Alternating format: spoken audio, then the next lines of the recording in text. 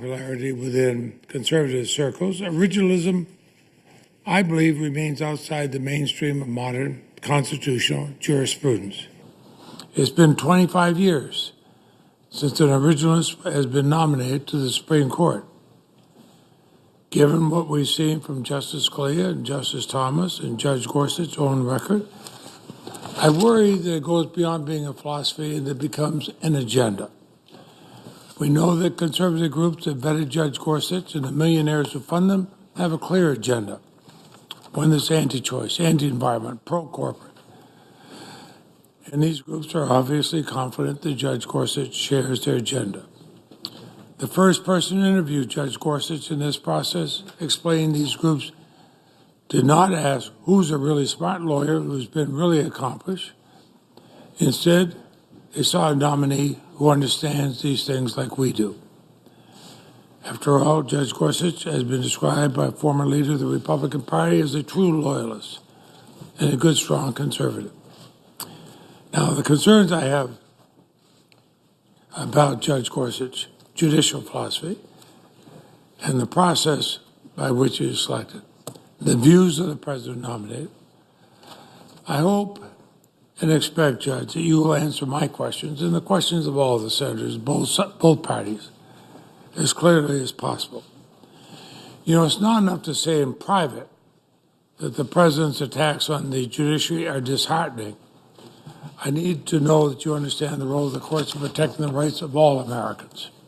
I need to know that you can be an independent check and balance on the administration that's nominated you and on any administration that might follow it.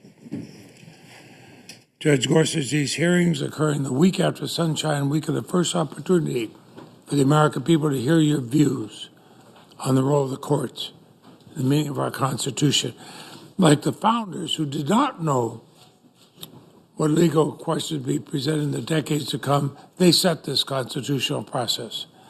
It's important to determine whether you understand how the court has a profound impact on small businesses and workers, on law enforcement and victims, on families and children across America. It is not contrary to the duties and obligations of a Supreme Court justice to consider the effects of their rulings. The court's aspiration, after all, is to provide equal justice under law. That's inscribed in Vermont marble over the doorway to the court. Judge Gorsuch, these hearings will help us conclude if you are committed to the fundamental rights of all Americans. Will you allow the government to intrude on Americans' personal privacy and freedom? Will you elevate the rights of corporations over those of real people? And will you rubber stamp a president whose administration has asserted that executive power is not subject to judicial review? It's important to know whether you serve with independence or as a surrogate to the president who nominated you or the special interest groups that provided that president with your name. Now, I approach these hearings with these thoughts in mind. I can honestly say I have yet to decide how I'm going to vote in this nomination. Unlike those who blocked the nomination of Chief Judge Merrick Garland, I believe it's my constitutional responsibility to fairly evaluate a president's nominee to the Supreme Court. I have voted for Supreme Court nominees. I've voted against others. I recall going on the floor of the Senate right after our Democratic leader said he would vote against John Roberts for Chief Justice. I was the next speech. I said I would vote for him. But I'm going to base my determination on the full record at the conclusion of these hearings, just as I've done for the 16 previous Supreme Court nominees since I've been in the Senate. The Supreme Court is a guarantor of the liberties of all Americans. Judge Gorsuch, when you took the oath to sit on the federal bench, you spoke these following words that are in a judicial oath. I will administer justice without respect of persons and do equal right to the poor and to the rich. If confirmed, you have to be a justice for all Americans, not for the special interests of a few. You know, I can't think of any time in our nation's history when that commitment is more important than it is now. That's what I've been thinking of all weekend long. stakes for the American people could not be higher. We know that in Vermont, but America knows that. I thank you, Mr. Chairman. Yeah, and thank you, Senator Leahy. Now to Senator Cornett. That was great. Thank you, Mr. Chairman. Judge Gorsuch, welcome to you and your family. As you can already tell, this is going to be a much different experience than you had 10 years ago when you were confirmed by voice vote of the entire United States Senate to the 10th Circuit Court of Appeals to a life tenure position. The Senate Judiciary Committee undertakes no task more important than the one before us, considering a nominee to the United States Supreme Court. As you know, historically, these used to be pretty routine, but that's until judges became seen as policymakers rather than as impartial interpreters and appliers of the law. The nation is watching, and I think that's a really good thing. At a time when fewer and fewer American citizens know our founding story and the principles upon which it is based, I think this is a wonderful opportunity for a teachable moment. And I would encourage you to take every opportunity to engage in that. We're considering a nominee, of course, left by the death of Justice Antonin Scalia. And as we've heard before, Justice Scalia was unique. His wit and style brought the Constitution to life for lawyers in their first year of law school and for the American public at large. He led the most important legal revolution in our lifetimes, tethering judicial interpretation to the written text. What a concept. This is part of the broader project which the nominee before us, Judge Neil Gorsuch, described as, quote, reminding us of the differences between judges and legislators, that judges should strive to apply the law as it is, not to decide cases based on their own moral convictions or the policy consequences they feel might serve society best. In one dissent, Justice Scalia wrote along similar lines that, quote, if our pronouncements of constitutional law rely primarily on value judgments, then a free and intelligent people's attitude toward us can be expected to be quite different. The people know that their value judgments are quite as good as those taught in any law school, and perhaps better. The framers, I believe, shared Justice Scalia's and your modest view of the role of judging. Alexander Hamilton wrote, for example, the judiciary may truly be said to have neither force nor will, but merely judgment. After Justice Scalia's death, Senate Republicans decided to let the American people in this last presidential election choose his successor. In Judge Gorsuch, President Trump chose one of the most accomplished lawyers and jurists of his generation. As we've heard, he's a husband and a father of 2 daughters, lives in his native Colorado, and if confirmed would be our only Western justice. Justice Gorsuch attended Columbia and Harvard Law School and, of course, got his doctorate at Oxford. After clerking for 2 Supreme Court justices, Byron White and Anthony Kennedy, he went to work for a startup law firm that grew to be one of the nation's most prestigious, where he spent a decade, as he put it, working in the trenches of the law. As a recovering lawyer and judge myself, I think it's critically important. Judge, it means that you understand better than most the impact of your decisions, actually having represented real-life clients. The law is not just an academic or intellectual exercise. It has real consequences for real people. And I'd encourage you to talk about those real people that you came in contact with during your legal and judicial career.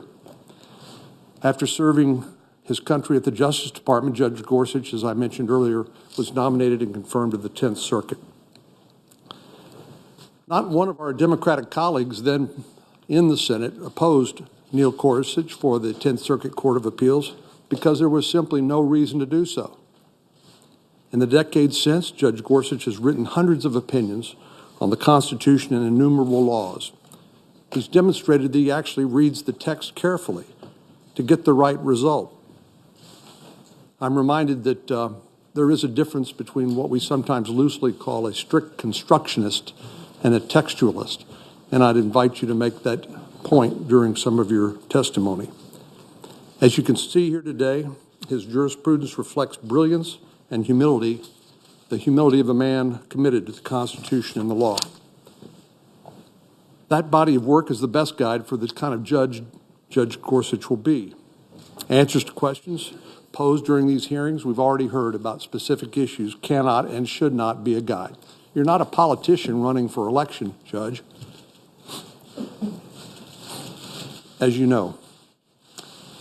In the dissent I mentioned earlier, Justice Scalia warned that, quote, confirmation hearings for new justices should deteriorate into question and answer sessions in which senators go through a list of their constituents' most favored and most disfavored alleged constitutional rights. It should not be the forum in which you seek the nominee's commitment to support or oppose them. So we're not here to ask you, even though some might, how you will vote in specific cases. And it'd be wrong for you to prejudge those cases, as you know. And that's the same reason why, for example, Ruth Bader Ginsburg, during her nomination hearing, said a judge sworn to decide impartially can offer no forecasts, no hints, for that would not only show disregard for the specifics of a particular case, it would display disdain for the entire judicial process. Can you imagine what a litigant might think if the judge before whom he or she was to present their case said before they heard a word how they were going to decide the case?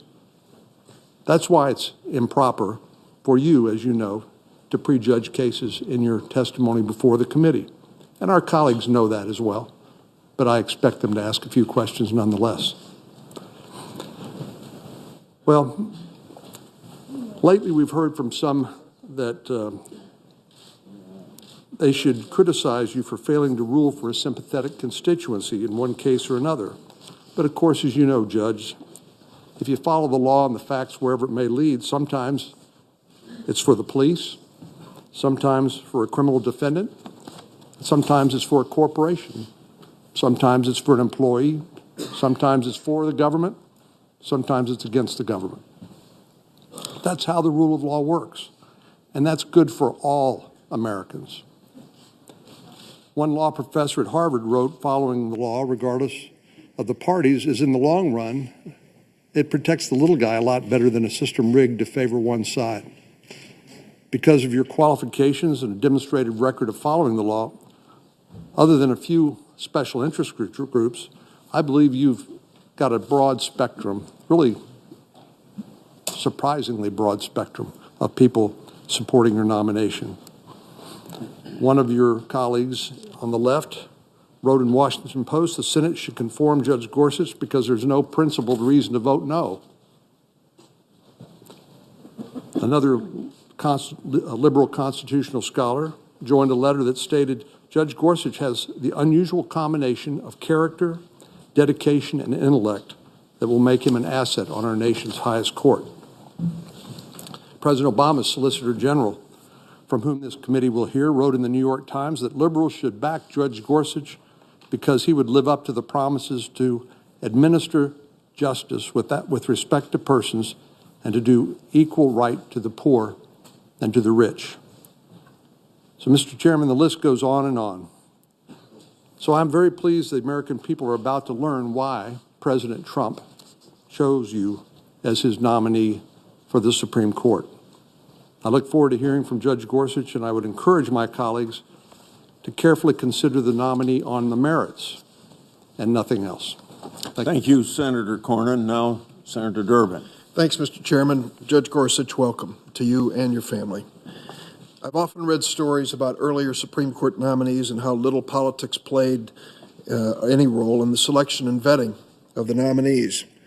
Those of us on the Democratic side, as you can hear, are frequently warned not to let politics to be part of this decision.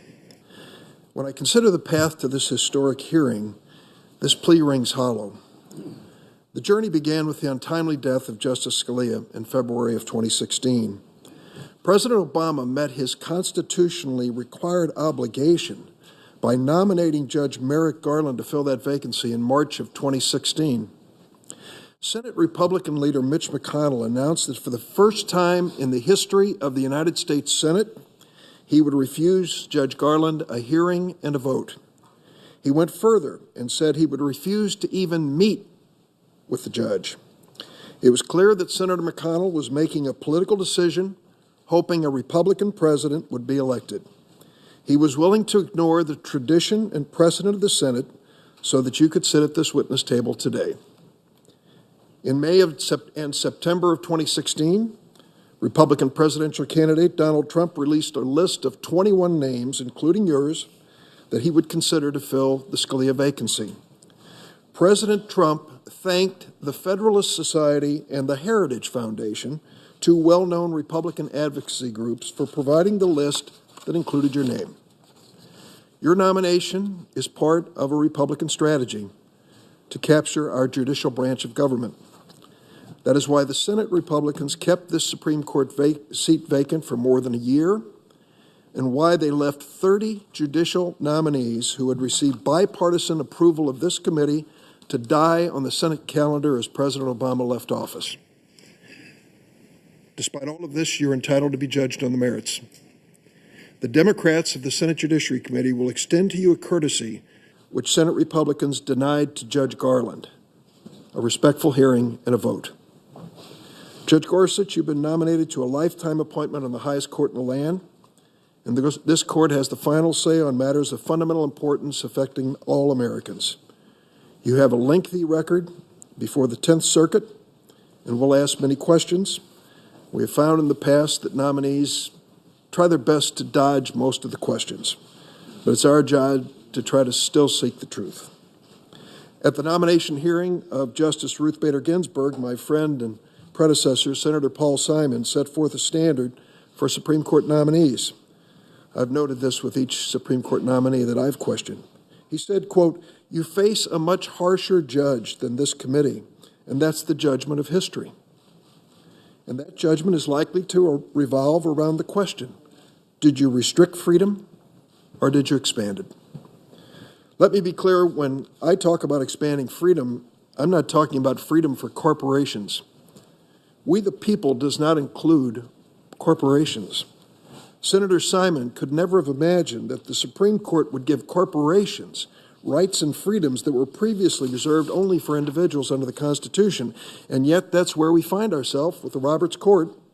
It's often said the Roberts Court is a corporate court because of its pro-business tilt. A study by the Constitutional Accountability Center found that the court ruled for the U.S. Chamber of Commerce 69% of the time. The court has certainly favored big business on issues like forced arbitration, corporate price fixing, workplace discrimination cases, just to name a few. But the Roberts Court has gone further than just ruling the way corporate America wants. In the 2010 Citizens United case, the Supreme Court held for the first time that corporations have the same rights as living, breathing people to spend money on elections. And that was followed in 2014 by the Hobby Lobby decision, which allowed for-profit corporations to discriminate against employees based on the corporation's assertion of religious belief. I don't recall ever seeing a corporation in the pews of Old St. Patrick's Church in Chicago.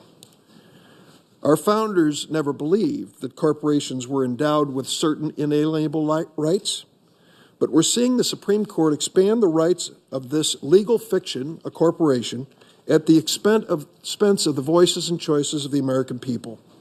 This strikes at the heart of the Supreme Court's promise to provide equal justice under the law. Judge Gorsuch, you took part in that Hobby Lobby case when it was before the 10th Circuit. As I read the case, I was struck by the extraordinary, even painful lengths the court went to protect the religious beliefs of the corporation and its wealthy owners, and how little attention was paid to the employees, to their constitutionally protected religious beliefs, their choices as individuals, and the burdens that the court's decision placed on them. I want to hear from you about a pattern I've seen in your decisions on the 10th Circuit. In case after case, you've either dismissed or rejected efforts by workers and families to recognize their rights or defend their freedoms. Cases like Trans Am Trucking, which we've already spoken to. Alphonse Madden. Had a chance to sit down with him just last week. He was the truck driver from Detroit who was driving around Chicago in the middle of January when A malfunction in his trailer froze the brakes, and he was forced to pull over on the side of the road. Al sat there on his cell phone with the dispatcher for the truck company, who told him, "Don't leave this truck no matter what, and if you do, pull the trailer with you." Well, that was a big problem because the brakes were frozen, and it would have been a safety hazard. And so he waited and waited, and the hours passed, and he started feeling numb and sick. You see, there was no heater in the truck, and according to his recollection, it was so cold, it was 14 degrees below. Not as cold as your dissent, Judge Gorsuch, which argued that his firing was lawful. You cited a strict textualistic argument to make your point, but you chose the text that you focused on. Thank goodness the majority in this case pointed out that common sense in the Oxford Dictionary supported the majority view. Compass Environmental Incorporated, another one of your cases, your dissent would have vacated a penalty against an employer who failed to train construction employee Christopher Carter to avoid the electrocution hazard that killed him. Strickland versus UPS, your dissent would have kept Carol Strickland's sex discrimination case from going to a jury, even though your fellow judges said she provided ample evidence that she was regularly outperforming her male colleagues and treated less favorably. I want to hear more about your views on fundamental individual rights that the Supreme Court is tasked to defend: the right to privacy, the right for all faiths to practice their religion, the right to vote, equal protection, and the rights of women. The committee has received 2 letters from students who you taught last year that raised some serious concerns. Tomorrow we'll get to the bottom of it, I hope. We've learned you were an aggressive defender of executive power during the time of the Bush administration. In June 2004, after the Abu Ghraib torture scandal, I authored the first bill to ban the cruel, inhuman, and degrading treatment of detainees. That legislation became the McCain Torture Amendment, which passed the Senate in December of 2005 by an overwhelming 90-9 vote. But when President Bush signed the amendment into law, he issued a signing statement claiming he had the authority to ignore the McCain Amendment. Turns out you were deeply involved in this unprecedented signing statement. We need to know what you'll do when you're called upon to stand up to this president or any president if he claims the power to ignore laws that protect fundamental human rights.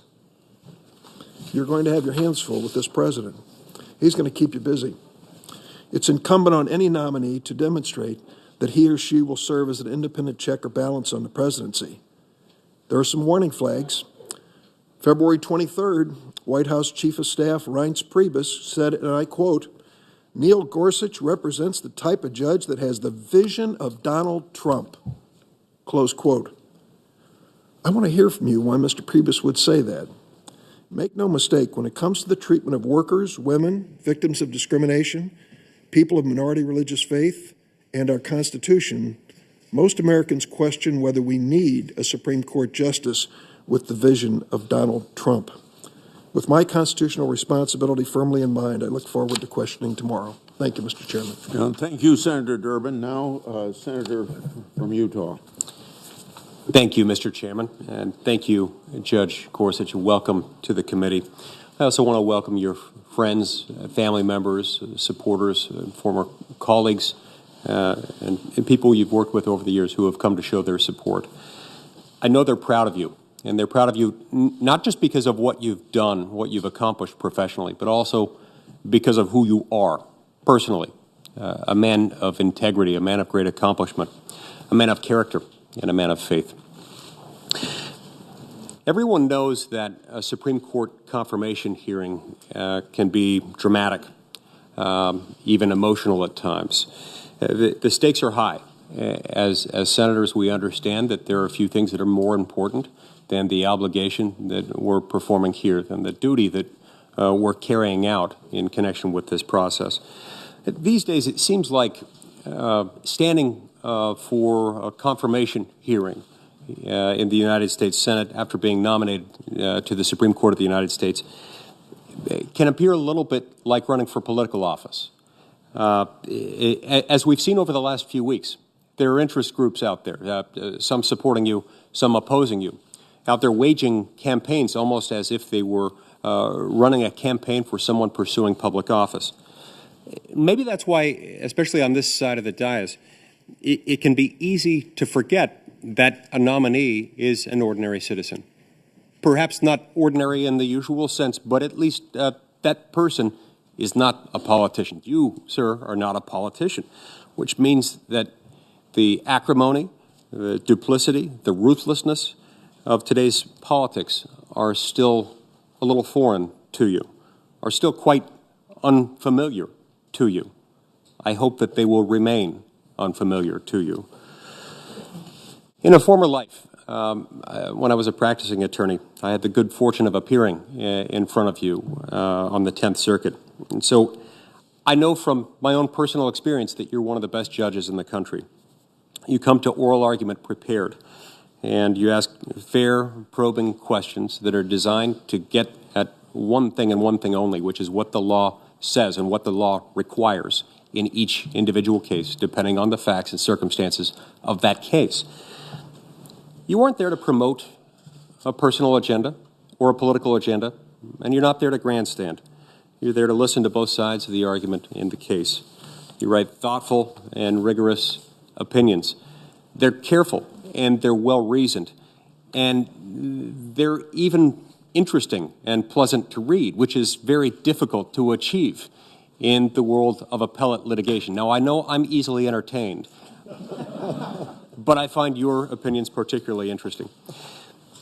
You have the resume of a Supreme Court justice, but I think what's most impressive, and for our purposes what's most important about your career and about the approach you take to the law, is your fierce independence from partisan influence and from any personal biases that you might otherwise be inclined to harbor. The judiciary is set apart from, and in a way set far above, the other branches in our republic, the other organs of our constitutional system, specifically because we allow it to invalidate and interpret the actions of the elected branches.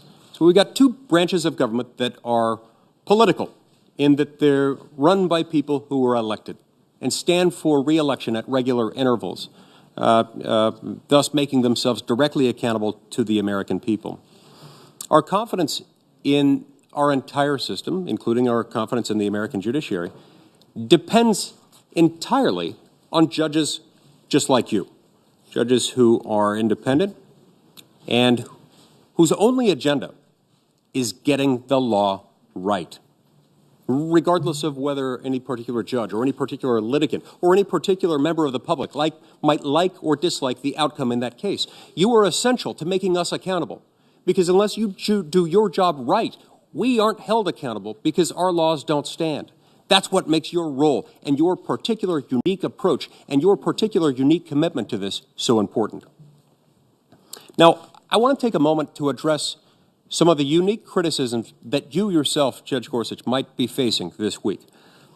I'm sure that during this hearing, some of my colleagues might claim that you're outside the mainstream. In fact, we've sadly heard some of that already today. We've heard arguments to the effect that you were an originalist, and we've heard assertions to the effect that originalism is somehow so far out of the mainstream that it's dangerous.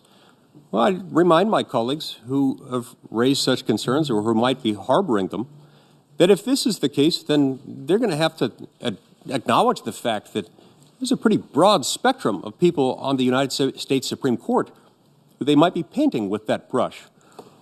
Justice Elena Kagan, before she was Justice Kagan, when she was standing before this committee in the second day of her confirmation hearings, said, and I quote, referring to the Founding Fathers and the need to figure out what the Founding Fathers understood about particular words, about how those particular words were used by the founding generation, said sometimes they laid down very specific rules, sometimes they laid down broad principles. Either way, we apply what they tried to do.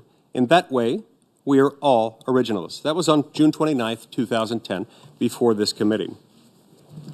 Moreover, these out-of-the-mainstream arguments, this out-of-the-mainstream approach,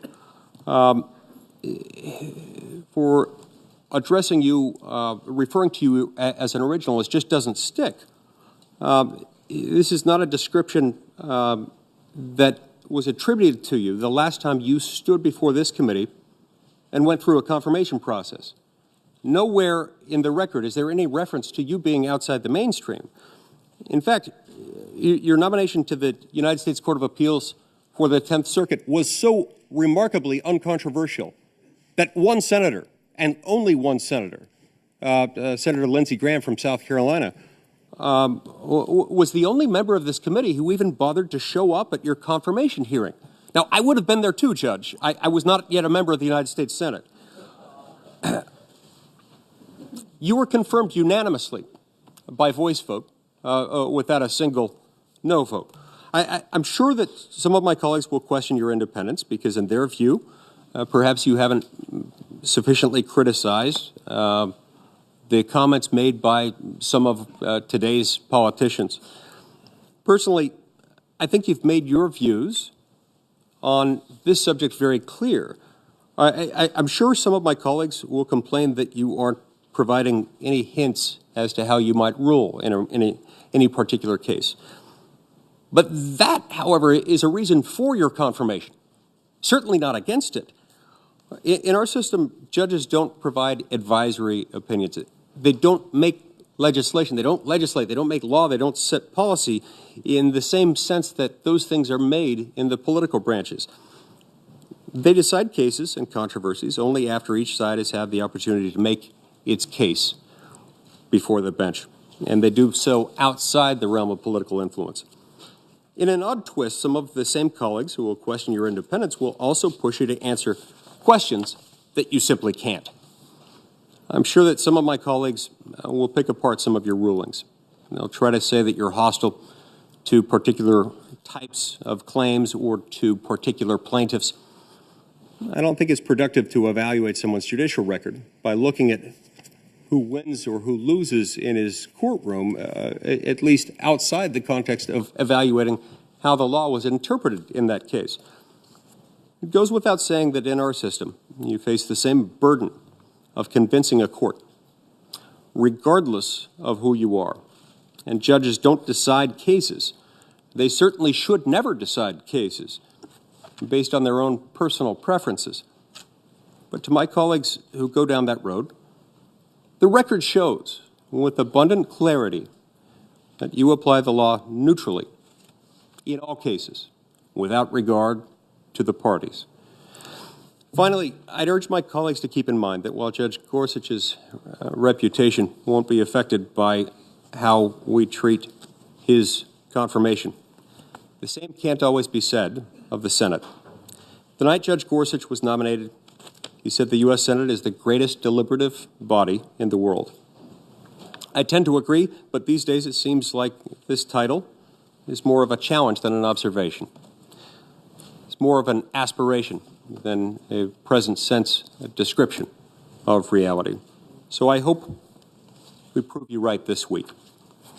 Thank you very much, and I really look forward to hearing answers to the questions we'll raise to you.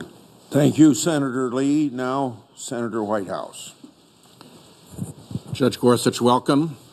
As we discussed when we met, the question that faces me is, what happens when the Republicans get 5 appointees on the Supreme Court? I can't help but notice the long array of 5-4 decisions with all the Republican appointees lining up to change the law to the benefit of distinct interests, Republicans at the polls and big business pretty much everywhere. Let's look at the 5-4 decisions. First, helping Republicans at the polls. All the Republican appointees' 5-4 decisions on election law favor Republicans at the polls. 6-0.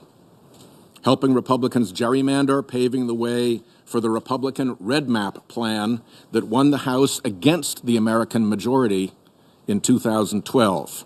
Jubileer, 5-4, all the Republican appointees. Helping Republican legislatures keep Democrat-leaning minorities away from the polls with targeted voter suppression laws. Shelby County, 5-4, all the Republicans. Bartlett v. Strickland, 5-4, all the Republicans. Helping corporate money flood elections and boost Republican candidates, McCutcheon, 5-4, all the Republicans, counting the concurrence. Bullock, 5-4, all the Republicans. And the infamous Citizens United decision, 5-4, all the Republicans. In each area, the court made new law, 5-4, and each decision predictably helped Republicans win elections. At 6-0, it's a partisan rout. Then look at cases that pit corporations against human beings. All the 5-4 Republican appointee decisions line up to help corporations against humans. Citizens United and the political money decisions should again count here. All three of them 5-4, all the Republicans. Then come decisions that protect corporations who've harmed their employees. In pay discrimination, Ledbetter, 5-4, all the Republicans. In age discrimination, Gross, 5-4, all the Republicans. In harassment cases, Vance, 5-4, all the Republicans. In anti-retaliation cases, Nassar, yep, you guessed it, 5-4, all Republicans. Then there are the decisions that protect corporations from class action lawsuits. Walmart v. Dukes, 5-4, and Comcast, 5-4, both all Republicans. Then there are decisions that help corporations steer customers away from juries and into corporate-friendly mandatory arbitration. Concepcion and Italian Colors Restaurant, both 5-4, both all Republicans. The Iqbal decision, 5-4, all Republicans, helped bar the courthouse door for all types of plaintiffs. All of this helps keep corporations away from juries, the one element of government hardest for corporations to control. Indeed, as you know, tampering with a jury is a crime. The court also helps big business against unions. Harris v. Quinn, 5-4, all Republicans. Last year, Friedrichs was teed up as a 5-4 body blow against unions when Justice Scalia died. With a new 5-4 court, they'll be back. Throw in Hobby Lobby. Corporations have religious rights that supersede health care for their employees. 5-4, all Republicans. Add Heller and McDonald, reanimating for gun manufacturers a legal theory a former Chief Justice once called a fraud. 5-4, all Republicans. Help insulate investment bankers from fraud claims? Why not? Janus Capital Group, 5-4, all Republicans. Chamber of Commerce v. EPA gave corporate polluters an unprecedented victory. Again, 5-4, all Republicans. That's an easy 16-0 record for corporations against humans. To me, every time seems like a lot. There's no coincidence here. Big business has law groups out trolling for test cases to go get those cases before the friendly court. The Republican politico-industrial complex piles in with amicus briefs and floods to tell the Republican appointees on the court what it wants. Republican justices are even starting to give hints so big business lawyers can rush to get certain cases up pronto to the court. It's kind of a machine. Special interests set up and fund front groups. The front groups appear as amici before the court. The amicus briefs of the front groups tell the court what the special interests want. The court follows the amicus briefs. The decision benefits the special interests, and the special interests pour more money to the front groups. On it goes like turning a crank. The biggest corporate lobby of them all is winning better than 2-1 at the court. This 5-4 rampage is not driven by principle. Over and over, judicial principles, even so-called conservative ones, are overrun on the court's road to the happy result. Stare decisis. That's a big laugh. These were law-changing decisions, many upending a century or more of law and precedent. Textualism. The Second Amendment uses the military term, arms, and talks about militias, but never mind that when the gun lobby wants something. Originalism. There's a particularly good one. Find me a founding father who planned a big role for business corporations in American elections, or one who would have countenanced the steady strangulation of the civil jury without so much as a mention of the Seventh Amendment. The Citizens United majority even fiddled with court procedure to get to the decision it wanted to deliver. dodging its way around a record that would have belied their findings of fact, setting aside that their findings of fact were factually preposterous, as events have shown, and that appellate courts are not even supposed to make findings of fact. It's not just us who notice. Top writers and scholars describe the Roberts Court as essentially a delivery service. Jeffrey Toobin wrote in 2009, even more than Scalia, Chief Justice Roberts has served the interests and reflected the values of the contemporary Republican Party. Linda Greenhouse in 2014, I'm finding it impossible to avoid the conclusion that the Republican-appointed majority is committed to harnessing the Supreme Court to an ideological agenda. Norm Ornstein has described what he called the new reality of today's Supreme Court. It is polarized along partisan lines in a way that parallels other political institutions and the rest of society in a fashion we have never seen. Studies of the court's decisions show it's the most corporate-friendly court in modern history, with Justices Roberts and Alito vying to be the most corporate-friendly justice. And the American public knows something's gone wrong at the court. A 2014 poll revealed that a majority of Americans think a person won't get a fair shake in this court against a corporation. Now, where do you fit in? When Hobby Lobby was in the 10th Circuit, you held for a corporation having religious rights over its employees' health care. Your record on corporate versus human litigants comes in by one count at 21-2 for corporations. Tellingly, big special interests and their front groups are spending millions of dollars in a dark money campaign to push your confirmation. We have a predicament. In ordinary circumstances, you should enjoy the benefit of the doubt based on your qualifications. But several things have gone wrong that shift the benefit of the doubt. One, Justice Roberts sat in that very seat, told us he'd just call balls and strikes, and then led his 5-person Republican majority on that activist 5-4 political shopping spree. Once burned, twice shy. Confirmation etiquette has been unhinged from the truth. 2, Republican senators denied any semblance of due legislative process to our last nominee, one, I would say, even more qualified than you, and that's saying something. Why go through the unprecedented political trouble to deny so qualified a judge even a hearing if you don't expect something more amenable to come down the pike? Those political expectations also color the benefit of the doubt. Finally, the special interests who've done so well in that 5-4 extravaganza of decisions are now spending millions and millions of dollars campaigning to push your nomination. They obviously think you will be worth their money. These special interests also supported the Republican majority keeping this seat open. I'm afraid that all costs whoever now sits in that seat the benefit of the doubt to answer this question. Will you saddle up with the other Republican appointees and launch the court 5-4 again on another massive special interest and Republican election spree? I hope, whatever we may disagree about on this committee, we can at least agree that we can't have a court where litigants in these 5-4 decisions can predict how they'll do based on who they are. Because here's what it looks like now. If they're big Republican election interests, they'll win every time.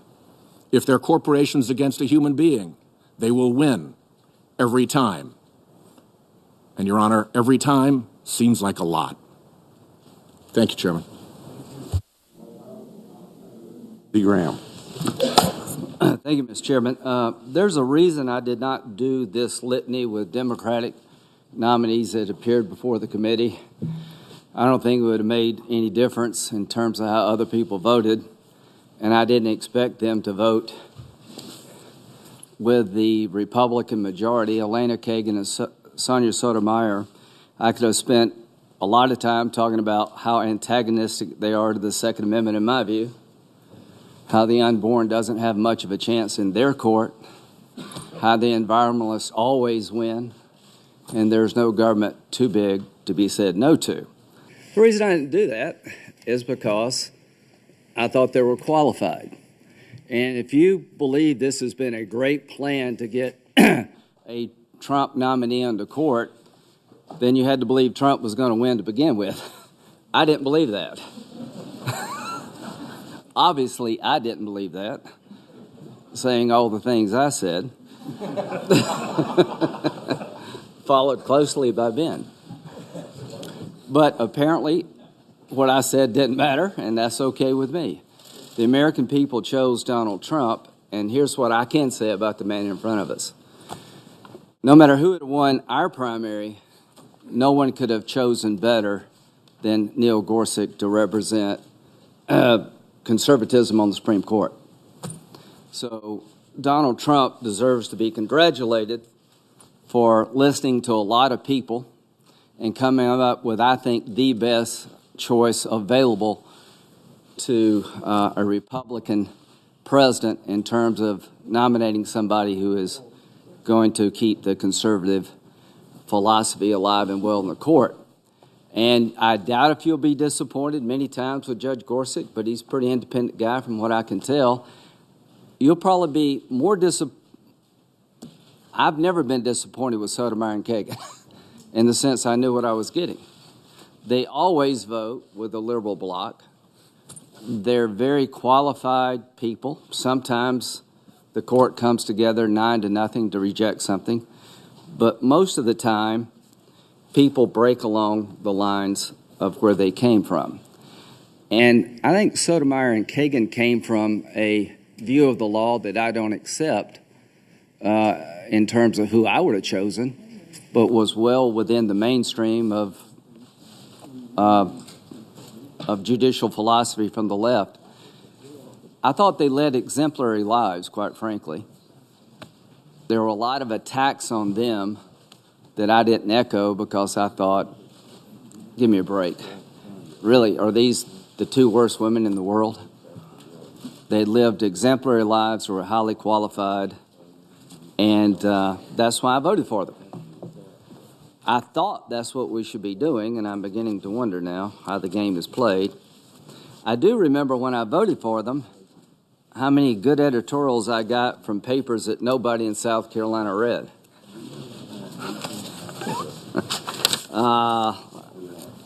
I miss Harry. Harry's around here somewhere, Harry Reid. He said something nice about me. I can't find it. But he basically said that I wished more people would follow Senator Graham's lead when it comes to voting for very highly qualified nominees. He said that on the floor. Maybe that'll happen in the future. Well, time will tell.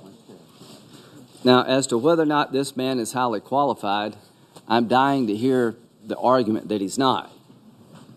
You may not like the view he has of the law, but I'm dying to hear somebody over there tell me why he's not qualified to be sitting here when a Republican president occupies down the street.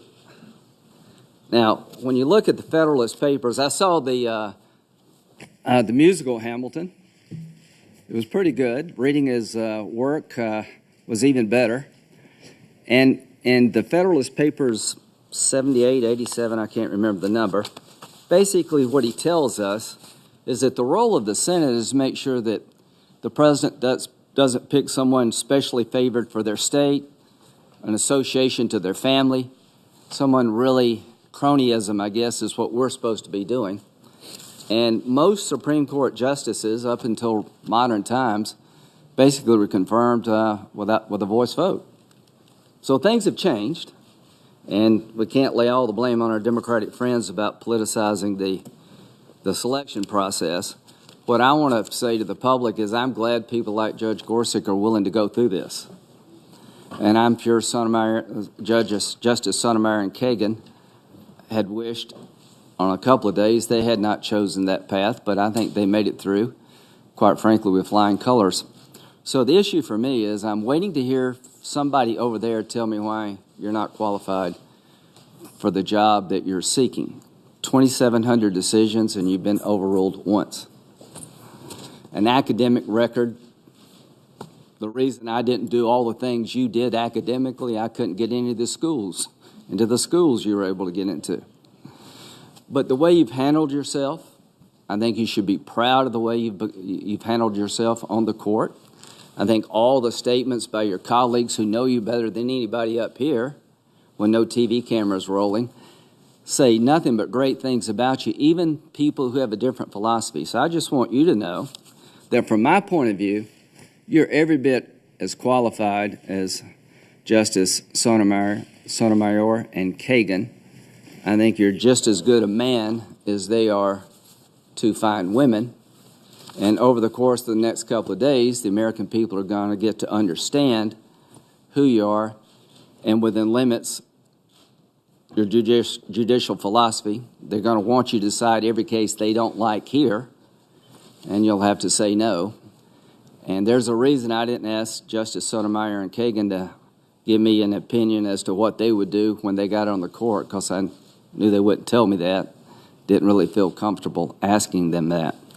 As to Justice Garland, the one thing I can say for sure is that when Justice Scalia passed on February the 13th, we'd already had 3 primaries on the Republican side, and the campaign was in full swing on the Democratic side. I thought long and hard about that. Are we doing something unfair here by not allowing the current president to nominate somebody and fill a vacancy in the last year of their presidency after the political process had started? So when I started looking around at what other people thought, here's what Joe Biden thought in '92. If someone steps down, I'd highly recommend the president not name someone and not send up a name up. If Bush did send someone up, I would ask the Senate seriously consider not having a hearing on that nominee. It would be a pragmatic conclusion that once the political season is underway, and it is, action on Supreme Court nominations must be put off until after the election campaign is over. That's what my friend Joe said in 1992. The bottom line here is I have no doubt in my mind if the shoe were on the other foot, the other side would have delayed the confirmation process until the next president were elected. In 100 years, when we've had the president of one party in power and the Senate in the hands of another party, I think we have one person confirmed in the last year of a term. So I don't feel like any injustice has been done anybody here. And the bottom line, when you read Democratic words from the past, they're saying basically what we said. The one thing I can say is that I've been consistent. I've voted for everybody since I've been here. For Alito, Justice Roberts, Sotomayor, and Kagan, and I feel all 4 had one thing in common. No Republican would have chosen Sotomayor or Kagan, but how could a Republican say they were not qualified for the job they had? They had lived an exemplary life, well qualified, and had years on the bench. Now the shoe is on the other foot. I remember after I voted for Ms. Kagan, all the headlines in the Washington Post were, "This will ensure that Graham gets primaried." They were right. That's not the only reason to my primary opponents, but that was the main reason. And I made it through just fine. And I don't know how we got here as a nation. Scalia had 98-0. Ginsburg, I think, was 96-3. What happened between now and then? How did we go from being able to understand that Scalia was well-qualified conservative and Ginsburg was a well-qualified liberal and recognized that elections mattered? I don't know how we got there, but here's what I hope. That we turn around and go back to where we were, because what we're doing is going to destroy the judiciary over time. Thank you, Senator Graham. Now, Senator Klobuchar. Thank you, Mr. Chairman. Welcome, Judge. We've already met once before in my office, and all of us on the Judiciary Committee are looking forward to hearing from you, and welcome to your family as well. This committee has no greater responsibility than the one before us today. Our Constitution, our laws, and our values all depend on a Supreme Court that is impartial, fair, and just. Your nomination comes before us during an unprecedented time in our country's history. We are witnessing a singular moment of constitutional and democratic unease. In recent months, foundational elements of our democracy, including the rule of law, have been questioned, challenged, and even undermined. So I cannot evaluate your credentials in the comfort of a legal cocoon. Instead, I must look at your views and record in the real world of America today. You see, you come before us this afternoon, not only as a nominee sitting at a table alone with your friends and family behind you, but in the context of the era in which we live. From the highest levels of government, we have heard relentless criticisms of journalists. 17 intelligence agencies have confirmed that Russia, an autocratic foreign government, attempted to influence our most recent election. At the same time, voting rights in the U.S. have been stripped from far too many, while dark money in extraordinary sums, adding up to an estimated $800 million in just 6 years, continues to have an outsized influence in our politics, distorting our representative democracy. Just last month, we saw the President of the United States refer to a man appointed to the federal bench by President George W. Bush as a so-called judge. And we have sadly seen hate unleashed towards religious minorities, from Jews to Muslims, venom directed at innocent Americans, from kids in restaurants being told to go back to where they came from, to a man gunned down while washing his car in his driveway.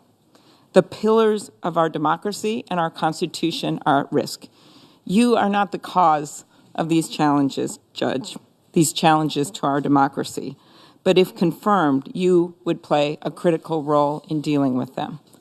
This is a serious moment in our nation's history, and as representatives of the American people, it is our duty up here to determine if you will uphold the motto on the Supreme Court building itself, to help all Americans achieve equal justice under law. Before I was elected to the Senate, I spent 8 years leading Minnesota's largest prosecutor's office. I've seen firsthand how the law has a real impact that extends far beyond the walls of a courtroom, whether it's crime victims and their families or people who have seen a loved one sent to jail. The decisions made from the bench affect people living right now in the 21st century with 21st century problems. So though the U.S. Constitution and its Bill of Rights were written in the 18th century, though the 14th Amendment's guarantee of equal protection of the laws was written in the 19th century, the decisions made today affect not the lives of our 18th and 19th century ancestors, but of all Americans today. So, Judge, these hearings will not just be about your legal experience. They are about trying to understand what you would actually do on the court. For the law is more than a set of dusty books in the basement stacks of a law library. It's the bedrock of our society. We need to know how you approach the law. After Judge Merrick Garland was nominated to the Supreme Court last year, we often heard about how he is a careful jurist who decides cases on the narrowest possible grounds, who builds consensus across the ideological spectrum, who doesn't inject political considerations into his rulings. We look forward to hearing what your judicial philosophy would be on the court. Looking at your past decisions, I have questions about how you would approach your work. In a speech last year, you spoke about the differences between judges and legislators. You said that while legislators may appeal to their own moral convictions and to claims about social utility to reshape the law as they think it should be in the future, that judges should be none of those things in a democratic society. Judges, you said, should instead strive to apply the law as it is, focusing backward, not forward, and looking to text, structure, and history to decide what a reasonable reader at the time of the events in question would have understood the law to be. I want to understand better those views of the Constitution and how they square with modern-day life.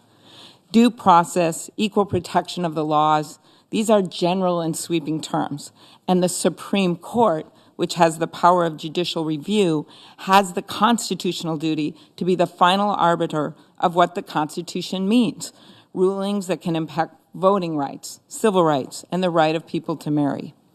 Many of the issues we face today are ones that this country's founders never considered, and in fact never could have considered because of all the social change and innovation that has taken place. We are no longer dealing with plows, bonnets, and colony debts in England, but instead driverless cars, drones, and cybercrimes. And those were just the topics of the hearings I attended last week. I want to understand how your judicial philosophy, which as you suggest looks backward, not forward, may affect the rights of our fellow citizens. I also want to understand the implications of your views on legal precedent. One example of this occurs in the context of the Chevron doctrine. In stating that courts should generally defer to reasonable interpretations of executive agencies, this 33-year-old case guarantees that the most complex regulatory decisions, ones judges themselves may have little or no expertise to handle, are made by the scientists and professionals best equipped to rise to these challenges. These modern agency decisions include things like rules protecting public safety, requirements against lead-based paint, and clean water protections for our Great Lakes. Last year, in your concurring opinion in Gutierrez v. Lynch, you suggested that Chevron should be overturned. Yet this act would have titanic real-world implications on all aspects of our everyday lives. Countless rules could be in jeopardy, protections that matter to the American people would be compromised, and there would be widespread uncertainty. Judge, if you believe it is really time to overturn Chevron, then we need to know with what you would replace it. Another opinion that I want to talk about is Riddle v. Hickenlooper. In your concurring opinion, you suggest that the court should apply strict scrutiny to laws restricting campaign contributions. If the Supreme Court adopted that view, it could well compromise the few remaining campaign finance protections that are still on the books. The notion that Congress has little or no role in setting reasonable campaign finance rules is in direct contradiction with the expressed views of the American people. In recent polls, over 3/4 of Americans have said that we need sweeping new laws to reduce the influence of money in politics. While polls, as we know, aren't a judge's problem, democracy should be. When unlimited, undisclosed money floods our campaigns, it drowns out the people's voices. It undermines our elections. Other questions about your views in money in politics are raised by your opinion in Hobby Lobby. In that opinion, you found that corporations were legal persons and could exercise their own religious beliefs. This ruling leaves open the troubling argument that corporations have a right to free speech equal to that of citizens, which would invalidate the prohibition of corporations donating. These aren't the only First Amendment issues I'll raise. I want to talk about New York Times v. Sullivan and freedom of the press, as well as an area you have great expertise in, antitrust. Judge, as I consider your nomination, I'm reminded of something a justice who hailed from Minnesota, Justice Blackmun, once said. Surely, he wrote, there is a way to teach law, strict and demanding though it might be, with some glimpse of its humaneness and basic good. There is room for flexibility and different answers, and not all is black and white. You see, there's a reason we have judges to apply the laws to the facts. It's because answers aren't always as clear as we would like, and sometimes there is more than one reasonable interpretation. As a prosecutor, I knew that every charging decision that we made, every case we chose to pursue, had real implications. It's the same with judges. For in the end, it wasn't a law professor or federal jurist who was helped by the Eighth Circuit's reliance on Chevron. It was an hourly Minnesota grocery store worker who got his hard-earned pension.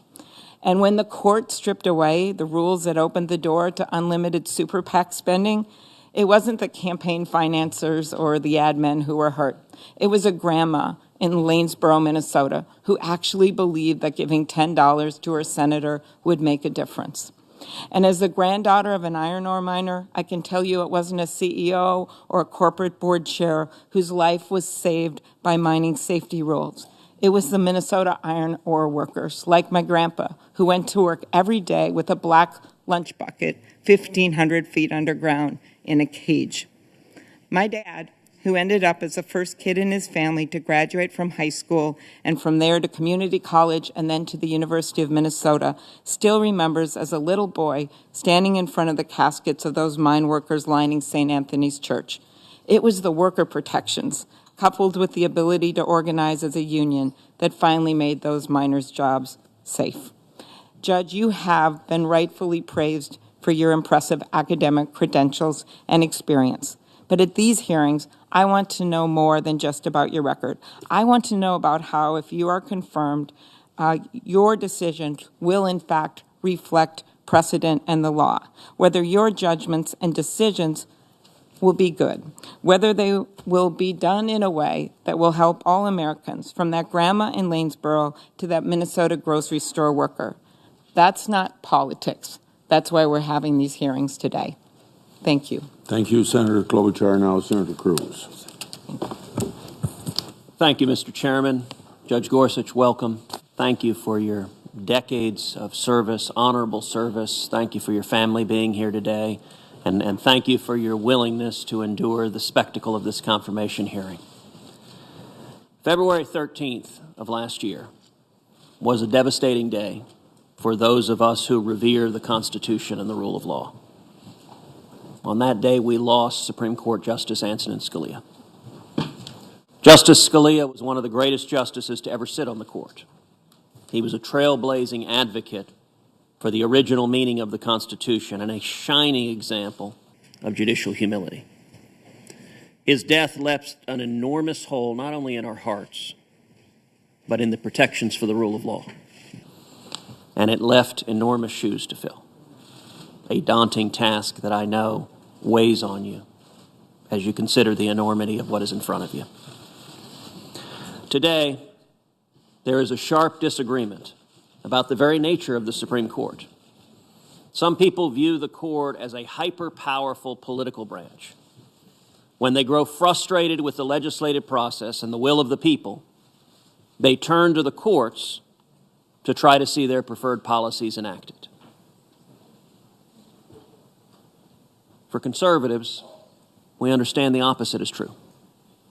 We read the Constitution and see that it imbues the federal judiciary with a much more modest role than the left embraces. Judges are not supposed to make law. They are supposed to faithfully apply it. Justice Scalia was a champion of this modest view of the judicial role. But had his vacant seat been filled by Barack Obama or Hillary Clinton, Justice Scalia's legacy would have been in grave danger. If they had filled his seat, we would have seen a Supreme Court where the will of the people would have been repeatedly cast aside by a new activist Supreme Court majority. We would have seen a Supreme Court majority that viewed itself as philosopher kings who had the power to decide for the rest of us what policy should govern our nation and control every facet of our lives. We would have seen our democratic process controlled by 5 unelected lawyers here in Washington, D.C. That would have been a profound and troubling shift in the direction of the Supreme Court and in our nation's future. That is why, after Justice Scalia's untimely death, the Senate chose to exercise our explicit constitutional authority, and we advised President Obama that we would not consent to a Supreme Court nominee until the people, in the midst of a presidential election, were able to choose. For 80 years, the Senate had not filled a Supreme Court vacancy that had occurred in a presidential election year, and the Senate majority rightly decided that last year would not become the first in 8 decades. The people, therefore, had a choice between an originalist view of the Constitution represented by Justice Scalia or a progressive and activist view of the Constitution represented by Barack Obama and Hillary Clinton. During the campaign, President Trump repeatedly promised to nominate justices in the mold of Justice Scalia.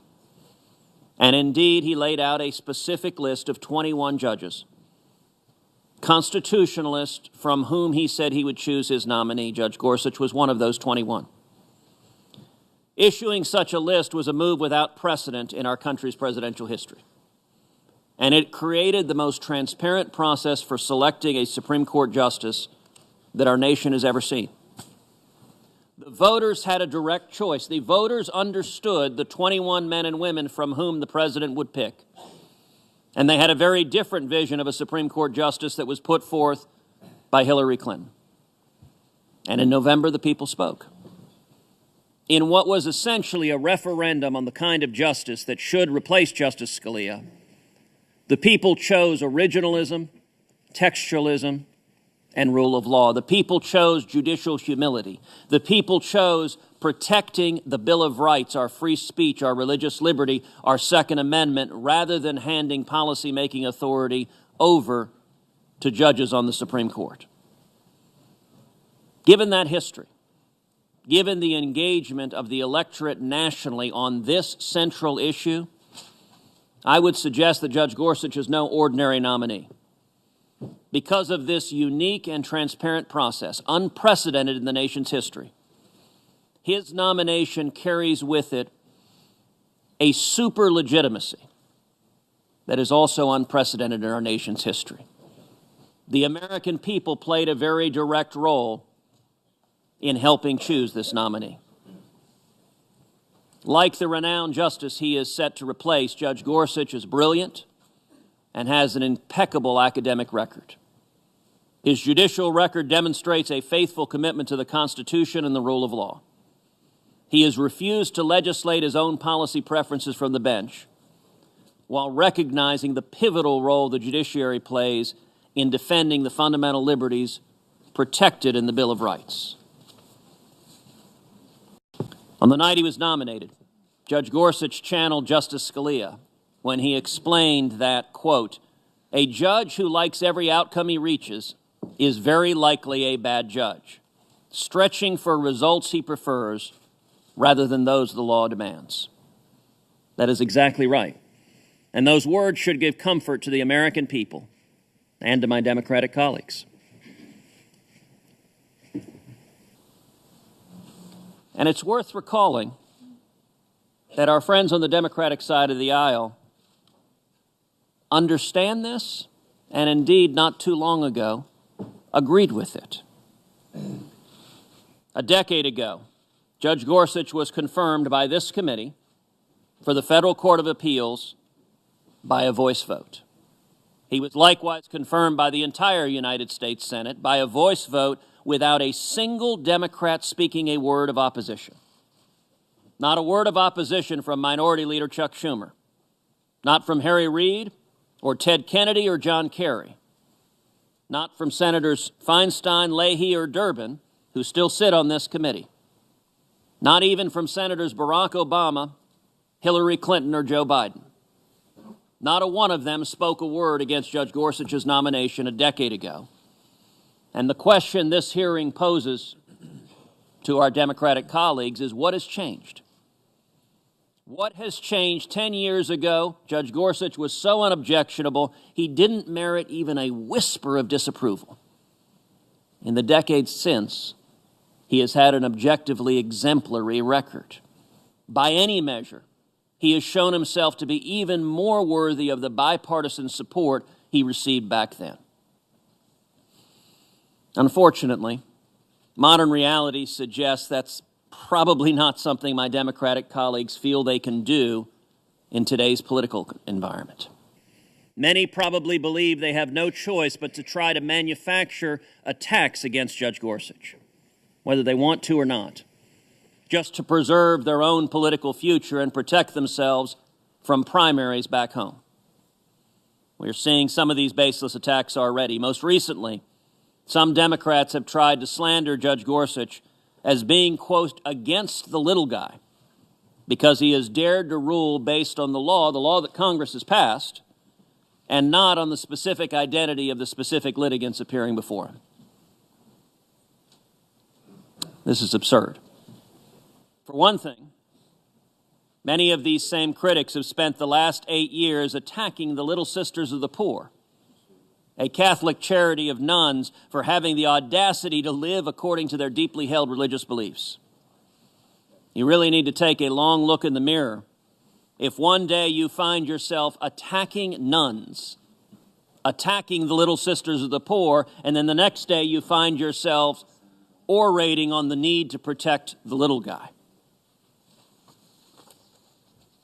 A judge's job is not to protect the little guy or the big guy. A judge's job, and a judge swears an oath to uphold the Constitution and to follow the law fairly, impartially, and equally for every litigant, little or big. In the past weeks as well, some of my Democratic colleagues have questioned Judge Gorsuch's independence and suggested that he needs to answer questions about the actions and statements and even the tweets of the president who appointed him. I would ask, was Justice Ginsburg or Justice Breyer asked about the sexual harassment suit that had been filed against President Clinton by Paula Jones? No, neither was asked about that suit. Was Justice Kagan asked about President Obama's incendiary comments at the State of the Union attacking the Supreme Court for a decision he disagreed with? No, of course not. Those questions were not asked because they were inappropriate political questions that have nothing to do with the record of the nominee before this committee. Justice Ginsburg, Justice Breyer, Justice Kagan were not asked those questions, and Judge Gorsuch should not be either. Instead, we should evaluate this nomination on the record, on the merits, and on that ground, I have every confidence that Judge Gorsuch will be confirmed as the next Associate Justice of the Supreme Court. Thank you, Senator Franken. Senator Cruz, now Senator Franken. Thank you, Mr. Chairman. Judge Gorsuch, congratulations on your nomination. You're a man of considerable qualifications and experience. And having reviewed your decisions, I can say that you're a man of strong opinions. But the task before this committee is not to determine whether you are a man of conviction. Rather, it is incumbent upon us to determine whether the views that you espouse and whether your interpretation of the Constitution take proper measure of the challenges the American people face every day. We must determine whether your understanding of our founding document is one that make real its promise of justice and equality to all Americans, black and white, immigrant, Native American, gay, straight, and transgender. We must determine whether your interpretation of our laws and the Constitution will unfairly favor corporate interests over working families or limit the ability of Minnesotans to get their day in court. The justices who sit on the Supreme Court wield enormous power over our daily lives, and so before this committee decides whether to advance your nomination, we have an obligation to fully examine your views on these important issues and to make sure that those views are known to the public. That's really the whole purpose of these hearings, to allow the people of Minnesota, the American people, to meet you, to decide for themselves whether you are qualified to serve. But Judge Gorsuch, having reviewed your decisions and your writings, I have concerns. In the days ahead, I will use this hearing as an opportunity to better understand your views and perhaps to alleviate those concerns. But in order for the hearing to serve its purpose, in order for the public to determine whether you should be confirmed, you must answer the questions this committee poses fully, candidly, and without equivocation. So I hope that's how you will approach our exchanges. Now, with that in mind, I think it's important to acknowledge just exactly how it is that you came before us today, and we talked about this, namely the committee's failure to fulfill one of its core functions immediately following the death of Justice Scalia and before President Obama even named a nominee. My Republican colleagues announced that they would not move forward with filling the vacancy until after the presidential election. The majority leader said, and I quote, "The American people should have a voice in the selection of their next Supreme Court." The only problem with the majority leader's reasoning is that the American people did have a voice in this decision twice. Nonetheless, when President Obama nominated Chief Judge Merrick Garland, the Republican members of the committee responded by refusing to hold a hearing, a truly historic dereliction of duty of this body and a tactic as cynical as it was irresponsible. As a result of my Republican colleagues' unprecedented obstructionism, Justice Scalia's seat on the court remained vacant until President Trump was able to name a replacement. Now, during the campaign, then candidate Trump made no secret about what kind of nominee he would select. In fact, he openly discussed his litmus test. He said that he would, quote, appoint judges very much in the mold of Justice Scalia. During the final presidential debate, then candidate Trump said, quote, the justices I'm going to appoint will be pro-life. they will have a conservative bent. Now, Justice Scalia was a man of great conviction and, it should be said, a man of great humor. But Justice Scalia embraced a rigid view of our Constitution, a view blind to the equal dignity of LGBT people and hostile to women's reproductive rights, and a view that often refused to acknowledge the lingering animus in laws and policies that perpetuate the racial divide. Judge Gorsuch, while no one can dispute that the late Judge Scalia's love of the Constitution, the document he revered, looks very different from the one that I have sworn to support and defend. So it troubles me that at this critical juncture in our nation's history, at this moment, when our country is so fixated on things that divide us from one another, that President Trump would pledge to appoint jurists whose views of our founding document seek to reinforce those divisions rather than bridge them. This is an important moment in our history. The public's trust in our government and in the integrity of our institutions is at an all-time low. But that erosion of trust didn't take place overnight, and it didn't happen on its own. The American people's loss of confidence in our public institutions was quickened by the court. A study published in the Minnesota Law Review found that the Roberts Court is more likely to side with business interests than any Supreme Court since World War II. Time and time again, the Roberts Court issued decisions that limit our constituents' ability to participate freely and fairly in our democracy. Decisions like Shelby County, where the court gutted one of our landmark civil rights laws and removed a crucial check on race discrimination at the ballot box. Or like Concepcion, a 5-4 decision that allows corporations to place obstacles between consumers and the courthouse door. Perhaps most egregious of all was Citizens United, which paved the way for individuals and outside groups to spend unlimited sums of money in our elections. It's no surprise that during the 2016 elections, voters from across the ideological spectrum, Democrats and Republicans alike, described our system as rigged.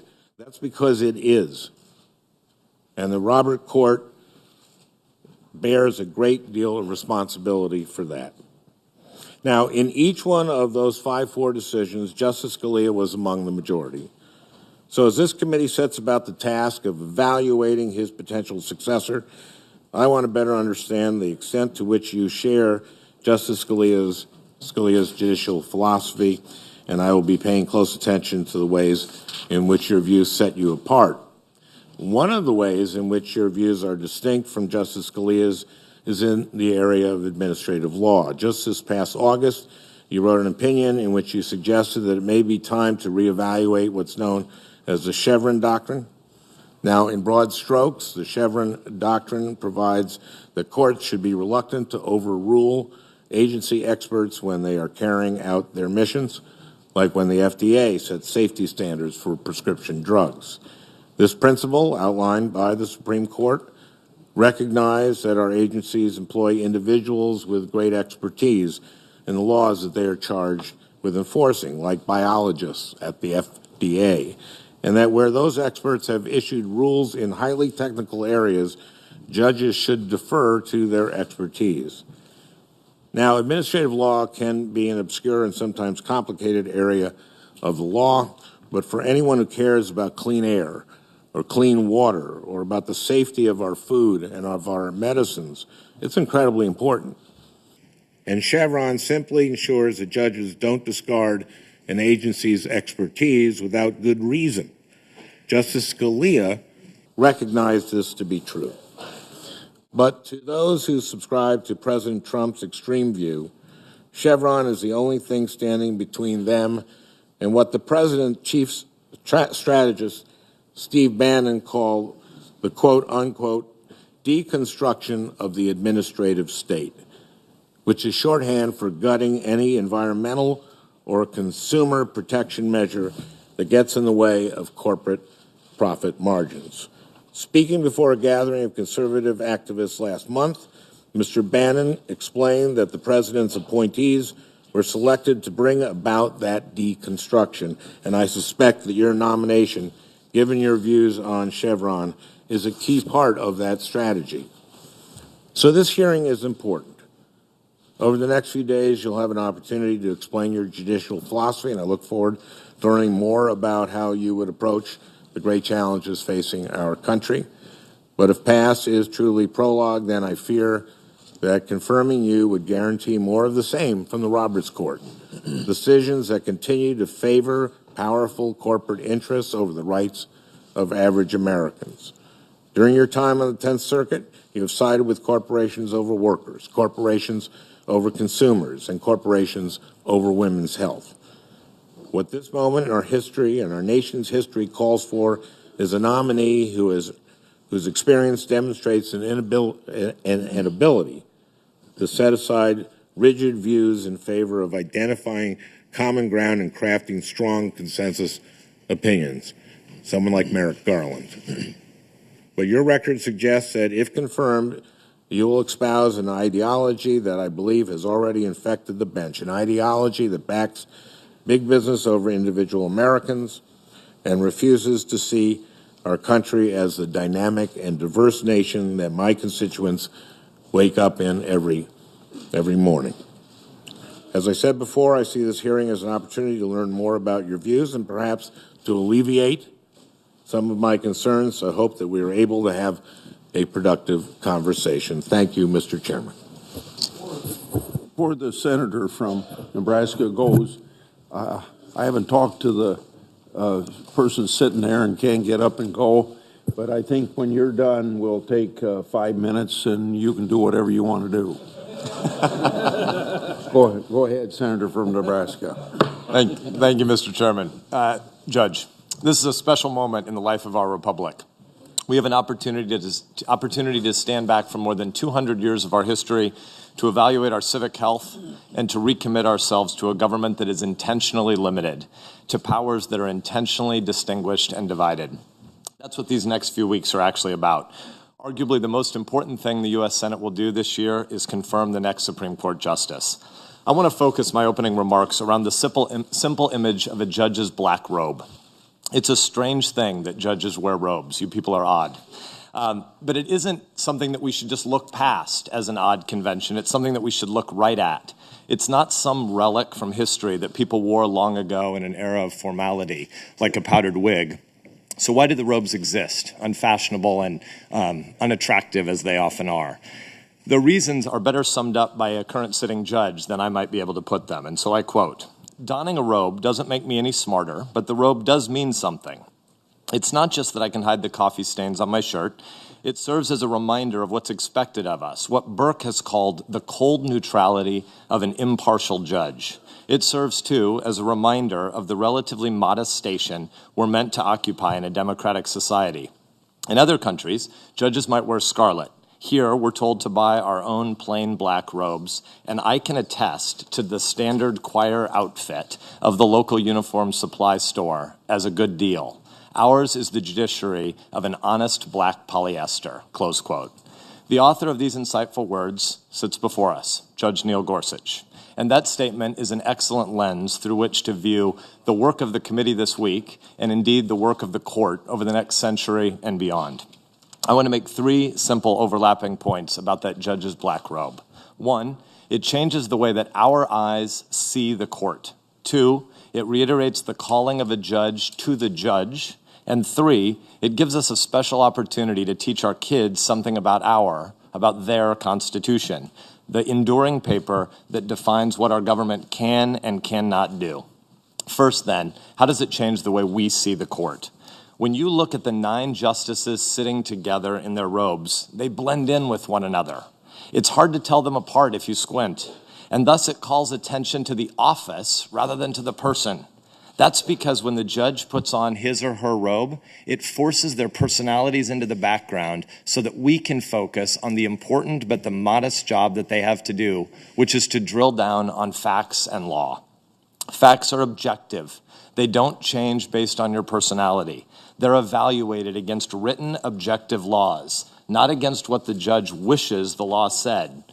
Someone famously said that, quote, empathy, close quote, is an essential ingredient in arriving at a just decision. This belief is well meant, but it's very foolish. For standing before a court, your gender, your skin, your bank account cannot decide your fate. In the same way, a judge's race, class, and gender should not decide your fate. Empathy is actually not the role of a Supreme Court justice. It is, in a sense, our role, for we are men and women who've been hired and can be fired by the American people to empathize. We're to identify with the hopes and the struggles of 320 million Americans. But the judge, instead, has a different job, to faithfully and dispassionately apply the law to the facts of the particular case. The judge's robe is there to remind the judge and us of that if the facts are on your side, it shouldn't matter which judge you sit before. Our ideal is one where you can trade out one judge for another judge, and you should get the same outcome. This is the heart of what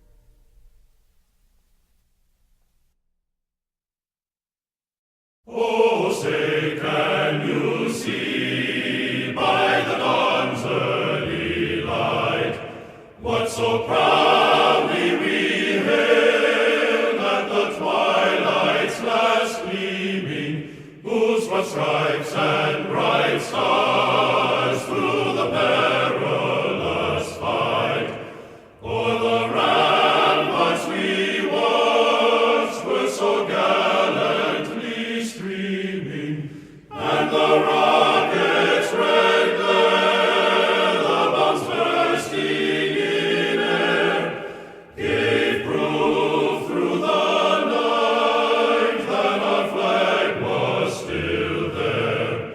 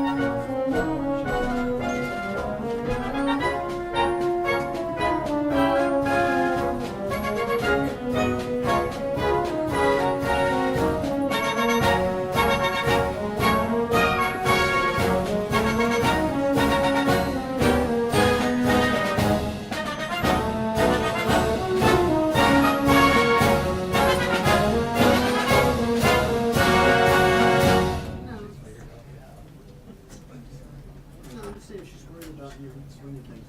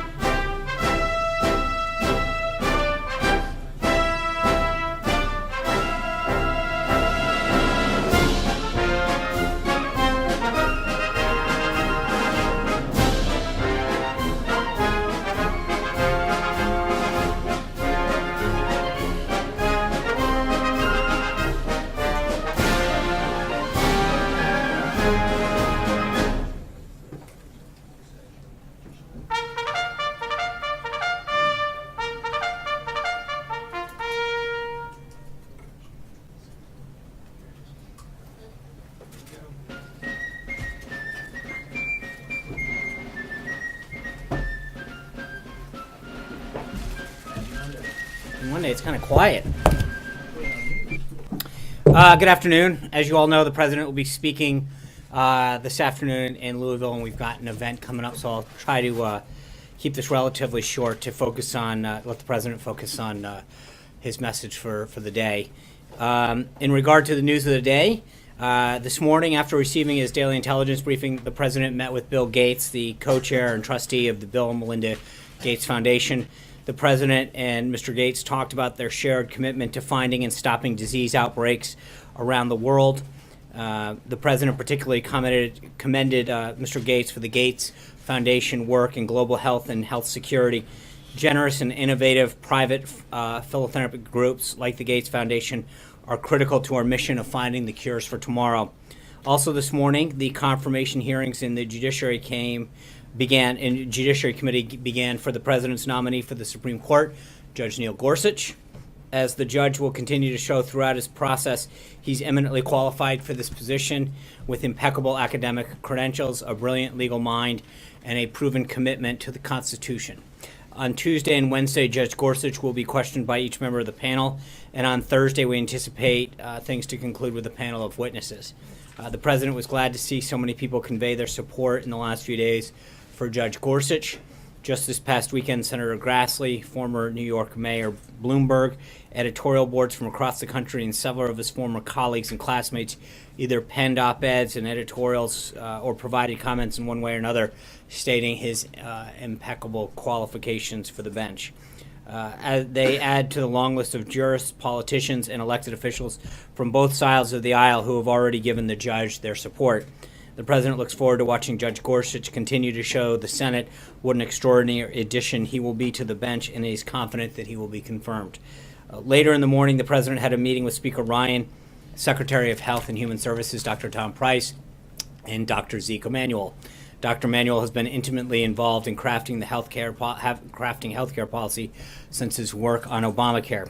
Obviously, he and the president have some differing views on the best way to make healthcare affordable and accessible, but the president also strongly believes that the health and well-being of the American people shouldn't always be a partisan issue, and he will continue to reach across party lines and listen to voices on this issue. Last week, he heard from individuals and families who have suffered from the disastrous results of Obamacare. He's previously spoken to healthcare policy groups, Republican congressional leadership, and health insurance companies. This week, he and his staff will have discussions on women in healthcare while continuing an open dialogue with members of Congress. And he will be hosting even more meetings and listening sessions in the coming weeks as he works with Congress to bring common sense reforms to our healthcare system.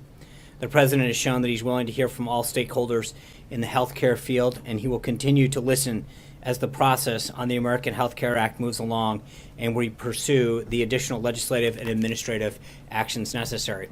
This afternoon, the President had lunch with the Vice President, and as we speak, he's meeting with Secretary of State Tillerson. The Secretary just returned from an important trip to Asia.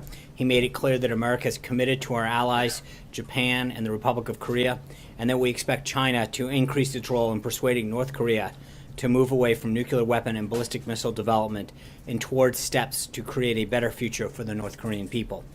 This trip set the stage for future leader level engagement between the U.S. and China. During this meeting, he will debrief the President on his trip. Later this afternoon, the President will welcome the Prime Minister al-Abadi of Iraq.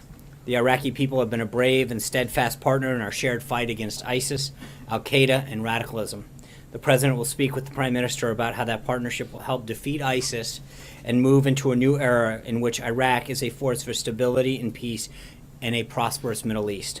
After his bilateral meeting with the Prime Minister, the President will depart the White House for Louisville, Kentucky for a Make America Great Again rally before returning to the White House later this evening. A few notes at the end before I take some questions. Yesterday, Treasury Secretary Mnuchin returned from a very successful trip to Europe, where he stopped in the UK for a bilateral with the Chancellor of the Exchequer, and later met with 18 of his counterparts during the G20 ministerial in Baden-Baden. This trip gave the Secretary an opportunity to outline the administration's priorities on a number of issues, including macroeconomic policy, financial regulation, international tax, and illicit finance. During the meetings, the Secretary and his counterparts presented a platform that will strengthen our collective work on steps to promote growth and financial stability. In terms of the schedule for the rest of the week, tomorrow the President will sign S-442, the National Aeronautics and Space Administration Transition Authorization Act of 2017 in the morning, and make remarks at the National Republican Congressional Committee March dinner in the evening. On Wednesday, as I mentioned last week, the President will meet with the Congressional Black Caucus. On Thursday, the President will hold an event with truck drivers and representatives from the trucking companies and industry on healthcare and its negative impacts on their industry and livelihood, which just happens to be the largest employer in 29 states. And on Friday, the President will hold a Greek Independence Day celebration. We'll have further updates on all of those events later.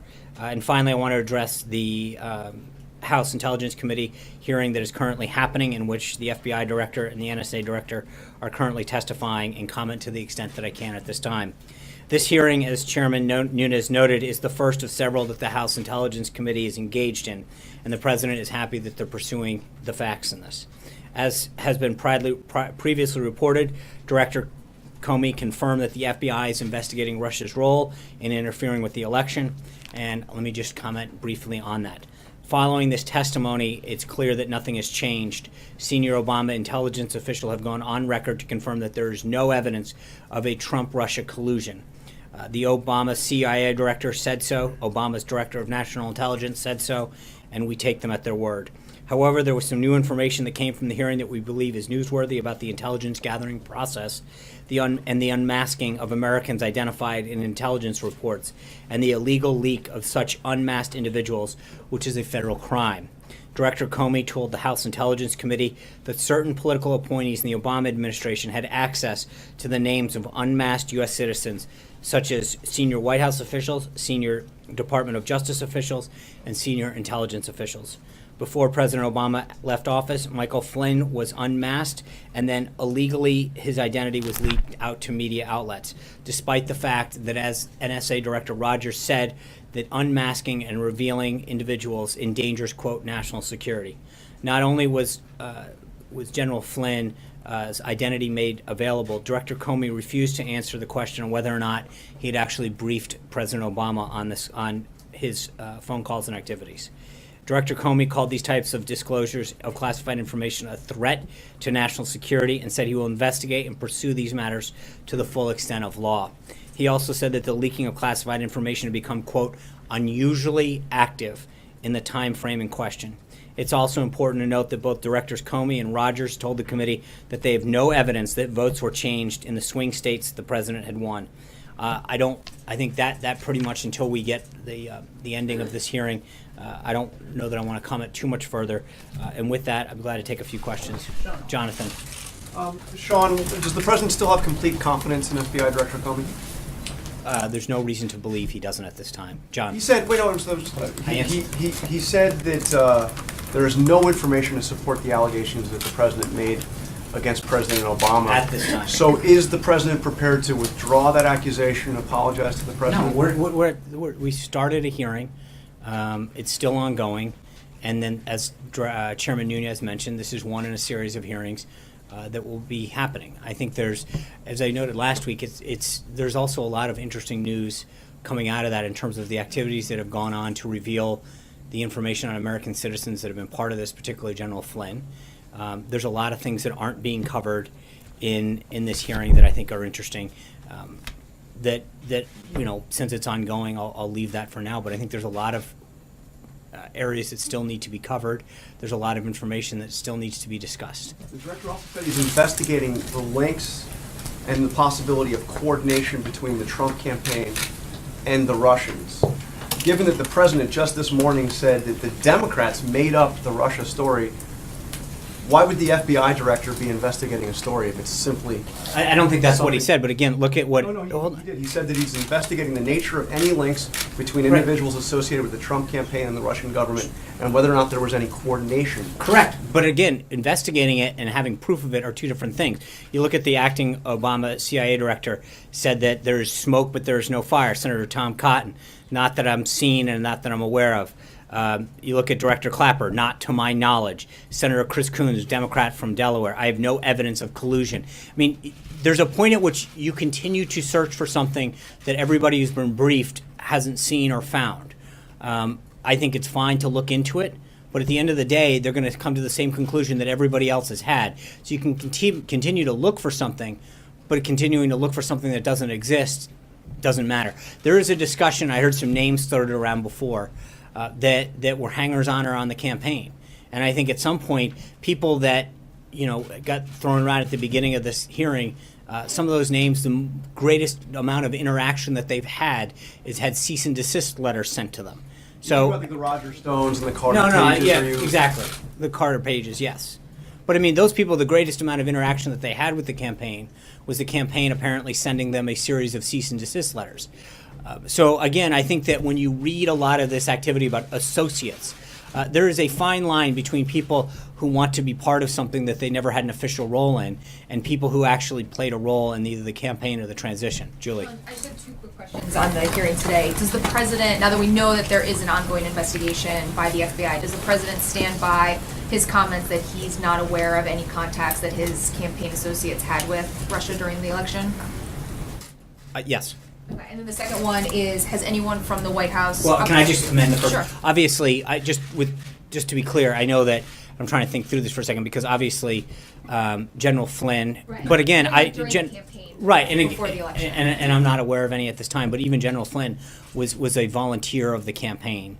And then obviously there's been this discussion of Paul Manafort, who played a very limited role for a very limited amount of time. But beyond, hey, Jonathan, hold on. Can you stop interrupting other people's questions? Okay, Jonathan, somebody's asking a question. It's not your press briefing. Julie's asking a question. Please calm down. Julie. Are you saying then that the president is aware of contacts that Manafort... No, nothing that hasn't been previously discussed. I just don't want to make it look like we're not aware of the stuff that's Understood. And then the second thing is, anyone from the White House up to the president been interviewed by the FBI as part of this investigation? Not that I'm aware of. Mara. You said that you made a point of saying that Comey refused to say whether he had briefed Obama about the investigation, and also the president on his official account tweeted the same thing today. Comey made a point today of saying, please do not draw any conclusions from my ability to confirm or deny anything, but you are drawing a conclusion from that. So I think we're pointing it out. I mean, we're making a point that it is not known, and I think there's further. I mean, to everyone who was looking for a conclusion today, I think there's a lot more that needs to be discussed and looked at before we can jump to a conclusion about. Hold on, but I think the point is that in the same token, you've got individuals that want an answer. And at the same time, there's clearly a lot of information that still hasn't come out or been discussed.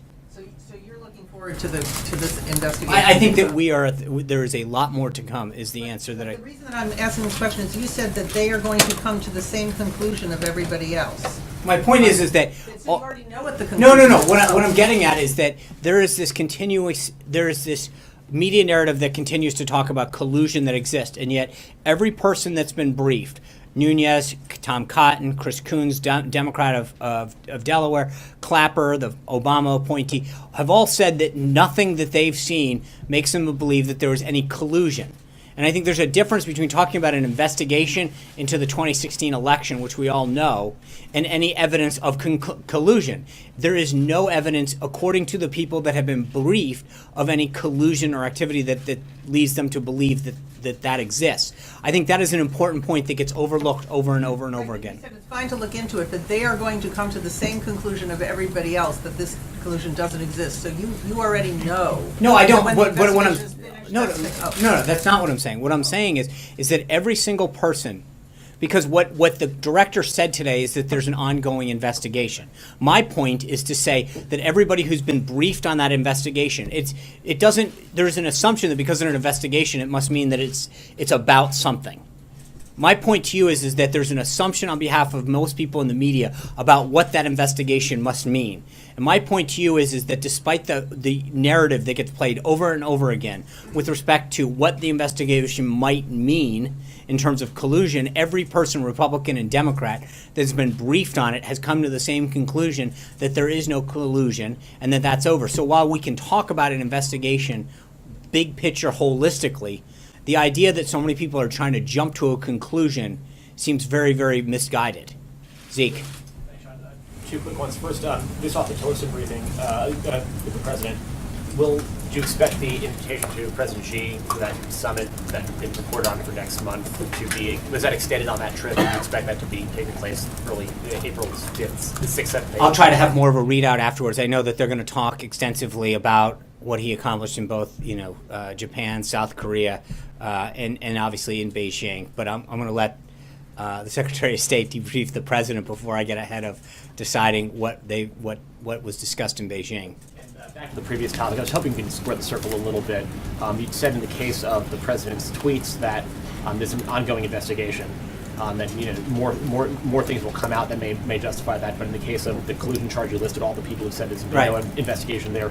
Why, in one case, is that sufficient to say that there is no, you can rule out collusion now, versus in the other case you'd say, there's going to be more information coming out that will prove well, I'm these not tweets because again, I think there's a difference. I'm not ruling anything out. I'm merely explaining to you that every person, Republican, Democrat, Obama, that served in the Obama administration across a broad section.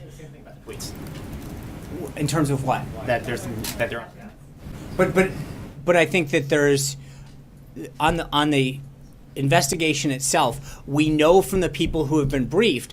On the other piece of it, we know that it's an ongoing thing, and that even according to the Department of Justice, in terms of the information that's been provided, and Chairman Nunes, that they are still at the beginning of this process. That is a very different thing than a group of people saying there is an ongoing investigation, and from what we've been briefed, there is no evidence to suggest any type of conclusion. That's a difference. Hunter. Thanks, Sean. On a slightly different topic, in his first 8 weeks in office, President Trump has made at least 10 trips to the golf course. He regularly used to criticize President Obama for spending time on the course. How is his golf game any different? Well, I think two things. One is you saw him utilize this as an opportunity with Prime Minister Abe to help foster deeper relationships in Southeast Asia, and have a growing relationship that's going to help U.S. interests. How you use the game of golf is something that he's talked about. Secondly, we went to he had a mini cabinet meeting the other day 2 weekends ago down at his club in Virginia. And I remember so many people jumping to the conclusion that he was going down and playing golf. Just because you go somewhere doesn't necessarily mean that you did it. So on a couple occasions, he's actually conducted meetings there. He's actually had phone calls.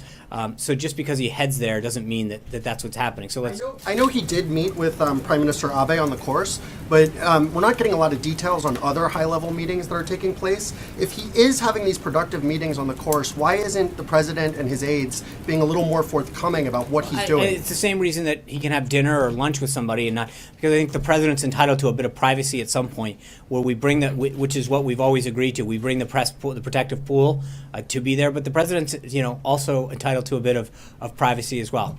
Trey.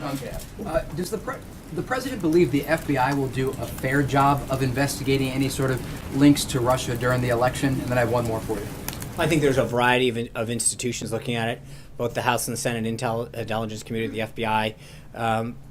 But yeah, I mean, I think that when you get to the bottom of it, we'll have a much better picture of what's happening, and I think it'll continue to vindicate him on that. Go ahead. In the follow-up, the president tweeted this morning a question about a potential DNC connection to Russia during the election. Right. Is he under the impression that the Clinton campaign had inappropriate contact with Russia during the election? Well, I think that and that's an interesting aspect of all of this that's not being covered. Number one, from everything that has been publicly available, on several occasions, the DNC was asked by the FBI to investigate or to allow their servers to be looked at, despite all of the claims of their concerns about leaking. And yet the question still doesn't come out. Why wouldn't the DNC on multiple occasions rebuff the FBI? Why were they not wanting, if they were so concerned about hacks and leaking, why did the DNC not ask the FBI to come look? Not only did they not ask them, they rebuffed them on multiple occasions. Why? What are they hiding? What were they concerned of? But I think there's a serious question. I mean, they're very clear about the concerns that they have, and as well as all of the leadership in the Democratic Party. And yet, when it came to hacks and leaks out of the DNC, and they're quick to jump to the conclusion about who did it, and yet they wouldn't allow the FBI to investigate it. There's a whole second set of concerns here in terms of what was Hillary Clinton's role. I mean, you look at the Obama history, of the Obama administration, and the Clintons' involvement with Russia in terms of donations that the Clintons received from Russian entities. The idea that they sold off tremendous amount of the uranium to the Russian government, and yet where was the concern for that? What are we doing to look into that? It was the Obama administration in 2009 that talked about a reset with Russia and a desire to reset relationships. It was Hillary Clinton who signed off on the deal that gave a Russian company 1/5 of the U.S. uranium supply. Where is the questioning about that? What did they get? There was discussion the other day about a Russian official noting that both campaigns they sought to do it. Where is the concern about their efforts on the Hillary Clinton thing? The Democrats and the Democratic Party and a lot of those individuals are quick to point fingers, and yet when it comes to discussing their own collusion or questions involving their involvement with Russian officials or buy-offs to the Russians, there's no discussion there. So you've got to wonder on both sides, where's the parity when it comes to these kind of investigations? Margaret. John, what constitutes conclusive evidence for the president on this front when you say there's more to come forward? You've got the FBI director saying nothing to back up the president's tweets about wiretapping, former head of the DNI, House Intelligence Committees. I mean, we've had a series of officials. So when does this end for the president? Is it March 28th? It's not a question of a date. It's a question of where we get answers. You look at someone like Michael Flynn, and you ask the question, how does an American citizen who should be protected by law from having their identity unmasked, how does that happen? Because you got to think about it just like this. The FBI and all of the relevant intelligence agencies have access to this document. They can figure out who it was, right? Hold on. So who it was? Hold on. In other words, the wiretapping of the president. That's the listen, claim. I understand that. What I'm getting at is that there's a lot of information that we have come to learn about what happened in terms of surveillance throughout the 2016 election and the transition. And when you look at somebody like Michael Flynn and you realize that while they might have been looking at somebody else at that time, how does somebody's name that's protected by law from being disclosed get put out in the public? Why was it put out in the public? Because the people in the intelligence community would have had access to that information. They could have found out who it was. But yet, you've got to question, why was a name that should have been protected by law from being put out into the public domain put out there? What were the motives behind that? What else do we need to know? Who was behind that kind of unmasking? So are you saying the president has evidence that we have No, yet to be I am saying that there's a lot more questions that need to get asked about what was being done in terms of surveillance. Who was being surveilled? Why were they being surveilled? What techniques? Why are certain people being sort of, quote, unmasked and having their identity known. What was going on? But there's a lot more questions than answers that need to get asked. Who does the president trust to provide those And I answers, think we've if talked not about the heads of all those agencies? And we've talked about this ad nauseum, that the House and the Senate Intelligence Committees are looking into this. Today is the first of several hearings that Chairman Nunes intends to call. Senator Burr has already talked about it. There's a ways to go, and I get that you guys want to know the end of the book right now, but we're on the first chapter of this process. Steve. So Burr and Nunes, he does trust them. Of course. To provide the We've definitive put out a answers. statement saying so much that we asked them to look into it. So I don't think it should come into any surprise that that's where we have noted multiple times that that's where the president believes the appropriate place in the process and the classify and for all of these documents to go through. Steve. The president said he had a lot of meetings over the weekend on North Korea. Who were those meetings with, and what was his reaction to North Korea's test of this new rocket engine? Well, I think we continue to be concerned with North Korea's activity. That's why not only have we continued to have conversations with officials in Japan and South Korea, but continue to urge China to step in and to play a larger role in deterring both the ballistic and other missile threats that North Korea plays.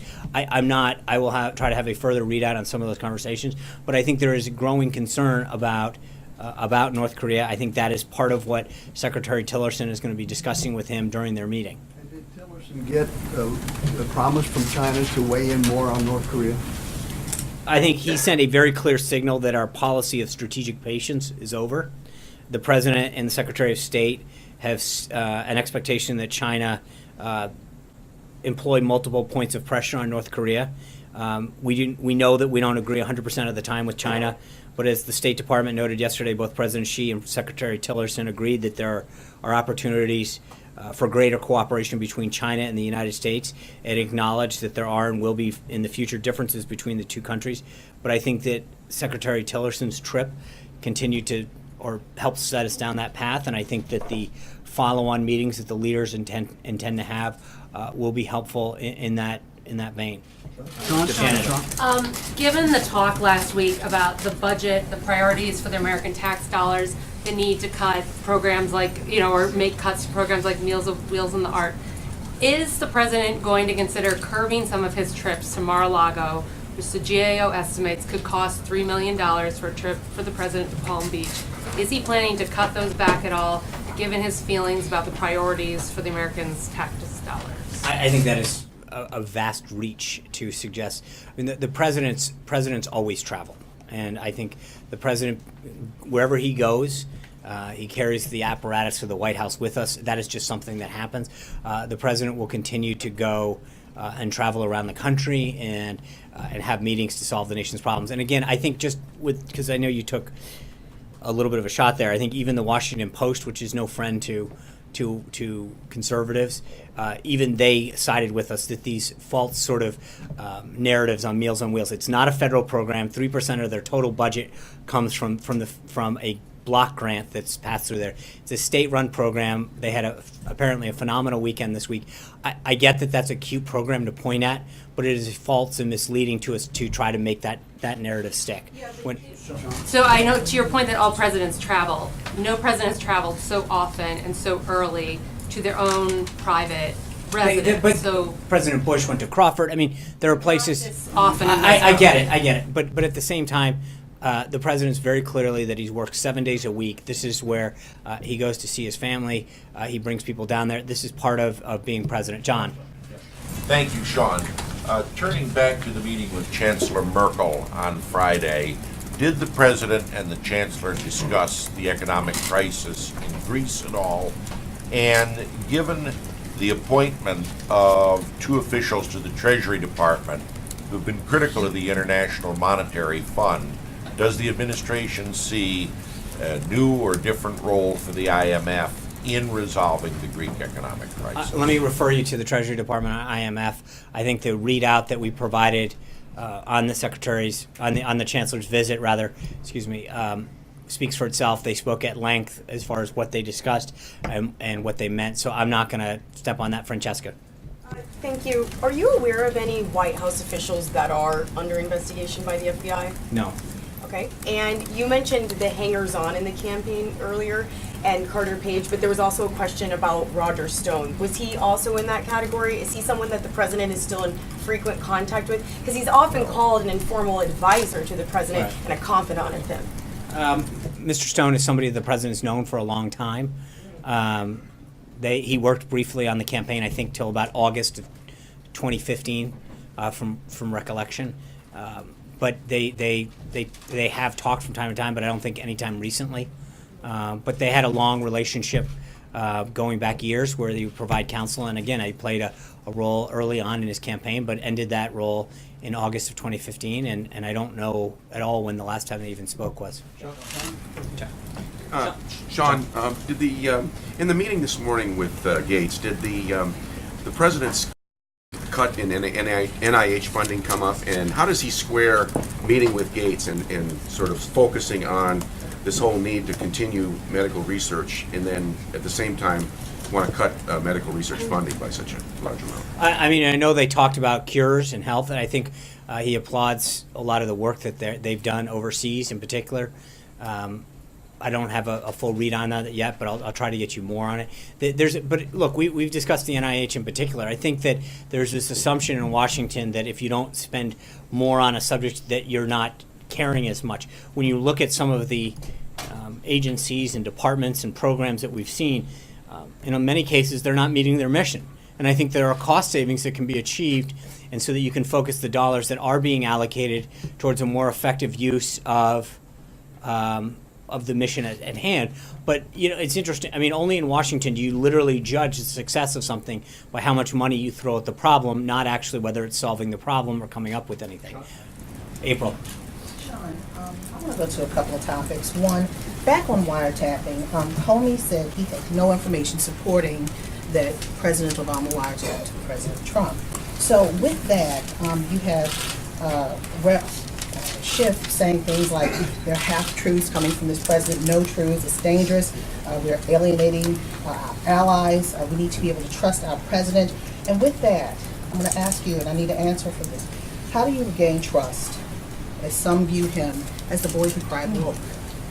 I think if you're citing Adam Schiff's political diatribe at the beginning as some sort of sense of, I mean, he literally went off. You want to talk about, hold on.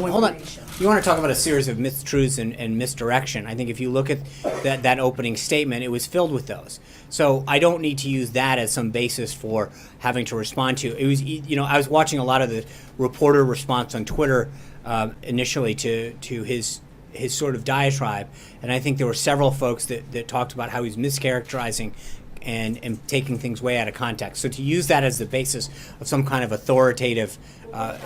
saying there is no information. I think at this point, and again, I think, April, I've addressed this multiple times, at this point, we are at the beginning phases of this, and we have ways to go. John. I asked specific on the budget. Yeah. Okay, on the budget. How, and this is kind of going back to... This is number 3 now. Not really, it's number 2, thank you. How is the president contributing to his own goal of reducing spending, the deficit and the debt, in his management of spending here at the White House? Well, there's a lot. I mean, we've used the White House, when it looks at a total percentage of the budget, is minuscule. I think that to ask that question, somewhat ironic after seeing Director Mulvaney sit up here the other day and talk about the savings and the cost-cutting measures that we've seen across the entire budget. He sat up here and got grilled on that. And answered effectively how the president is looking at efficiencies and duplicity in all programs throughout government. So it's not just a question of here at the White House, but he's looking at it holistically throughout all of government. But then you look at some of the activities the president's personally engaged at in terms of the F-35, the next generation of the of Air Force One, personally getting in looking at ways in which we can create a more effective and efficient procurement process. That's one area where I think you're going to see the president personally engage on more and more, is looking at all the stuff that the government buys and how we're doing it, our bidding process in so many ways, especially in the Department of Defense. We know 3 people here are not taking salaries. Right. But what about salaries? I'm talking about, since he's making these massive cuts, right, is the hurt going to come here as well? Sure. I mean, it's not just a hurt, but you bring it up. There are multiple people here who are not taking salaries. I mean, that is, 3. No, way more than 3, April. How many? I'll get back to you, but there's several of individuals that are not taking a salary here. So when you talk about commitment to helping to come serve this government, serve the president, and actually help institute a vision, there's a lot of people who have sacrificed tremendously in terms of saying, I'll give up. You know, I've done very well for myself. This country's benefited me. This is an opportunity for me to give back. That there are people well through this organization who have done that. John.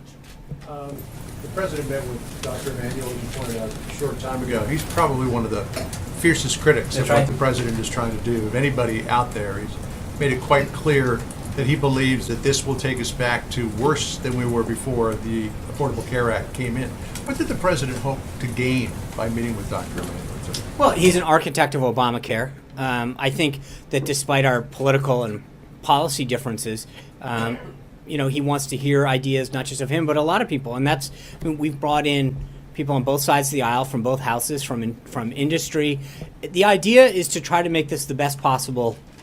He talked to Elijah Cummings a couple weeks ago about drug prices. It's not about ideology or party. It's about instituting a patient-centric drug and health care system that benefits the American people and gives them the access and the price point that they can get health care and actually get coverage. So it is hearing his ideas, it's listening to his suggestions, and figuring out if we can make it better. Part of the manager's amendment that Speaker Ryan talked about is in large part because we've been listening and making it better and making it better. And as it continues to work its will through the process, it's not just the current bill, but it's also the additional legislation that's part of this overall three-pronged process that we've talked about. So making sure that we do this right and we give the American people the best possible outcome is what this has always been about. The Speaker wants to get this in front of the House maybe by Thursday. How much will the plan change between now and then compared to what we saw voted on in the first two committees? And is the president going up to the Hill tomorrow? ENC, Ways and Means and Budget. Very first two. And is the president going up to the Hill tomorrow morning? We don't have any announcements on the schedule at this time. He's going to continue to make sure that we do everything we can, and I'll leave the legislative piece up to Speaker Ryan. How much does he think it's going to change between what we saw voted on by Ways and Means and It depends on how much. I think Speaker Ryan detailed some additions and ideas and suggestions on your network yesterday with Chris Wallace that he is considering. And I think as we continue to meet with folks, there's some staff level discussions that occurred over the weekend. There'll be more later this afternoon. And to the extent that we can make changes that I think enable us to maintain 218 votes, we will do it. Sarah. There are a number of the president's supporters on the Hill and elsewhere who worry that the president's refusal to drop the whole wiretapping issue will eclipse some of his other accomplishments. What message does the president have for his supporters who worry that this could be a rabbit hole that might diminish the other things he's trying to do, like health care? I think there'll be a lot of accomplishments, so they don't need to worry. We've got a lot of things coming down the pike, and I think whether it's health care, tax reform, his infrastructure plan, reforming government, immigration. I mean, I think we're going to have a lot of things to be very proud of that people on both sides of the aisle are going to be excited to see enacted, and so in due time there'll be plenty to be proud of. Sarah. Incidental figure in this campaign, that he worked for the campaign for 5 months. He was the campaign chairman. He was there for a number of pivotal decisions. So I'm wondering, how is that insignificant, and is the White House aware of any contacts between Paul Manafort and Russian operatives or suspected Russian operatives, and is that a cause for concern? Well, just so we're clear, I'm not dismissing Paul Manafort as a hanger-on. I was noting some other folks, as Jonathan pointed out. With respect to Paul, though, I believe, and again, I'm not looking to relitigate the election, but I believe Paul was brought on sometime in June, and by the middle of August, he was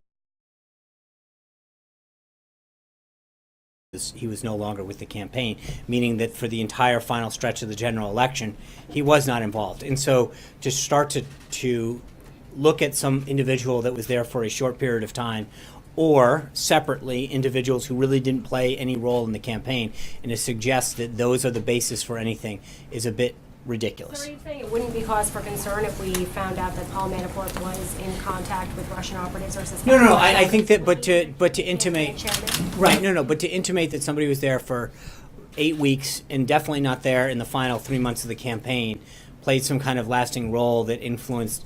You know, again, you realize, I think somewhere between August 12th or the 15th was when he ended his affiliation with the campaign. So my point is to suggest now that if you look at the final 3 months of the campaign, where none of the individuals in question that Democrats brought up over and over again today were affiliated with the campaign, to suggest that that somehow shows some high-level collusion is a bit of a stretch, to say the least. And is the White House aware of any contacts between Paul Manafort and Russian operatives or suspected Russian operatives? No. Join in more. Sean, you've been really critical of reports that are based on sources in the past. Today, it seems like the two headlines that we got out of the committee were, one, an official confirmation directly from the FBI and the Justice Department that there is an ongoing criminal investigation into whether associates of the sitting president had contacts with Russia and Russian operatives, and whether there was any coordination between those. And the second headline being that there is an official, you had questioned in the past, previously a couple weeks ago, when there were reports in our paper and others that the FBI director was indicating that there was no support for the president's tweets. You said, well, those are just reports, those are not coming from his mouth. He hasn't said it. Okay, we've now got it from his mouth directly in open testimony that there's no evidence that he has to support the president's tweets. I guess the question is, you know, do those two facts, which are now on the record and not attributed to anonymous sourcing, does that cause this White House any concern? And how come you treat the latter, the one about wiretapping, you want to say that's just in the early stages, but on the former one, you want to sort of come to the conclusion that the investigation is sort of gotten to the point where you don't have to worry about that because that's all said and done and everybody's come to the conclusion on that. So that seems like you're treating both of those pieces of news very differently. Well, first, I think your headlines are bad.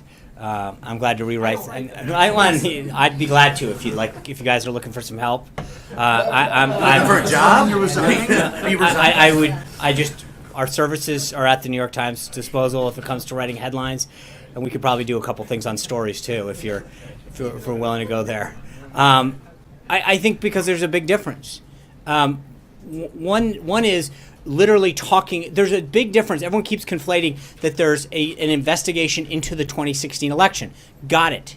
No disagreement there, right? But I think that there's a question about collusion between anybody. And my point has been to say over and over again, to the dismay of every one of you guys, is that when the people who have been briefed by the FBI about collusion between individuals, the answer continues to be no. And at some point, take no for an answer.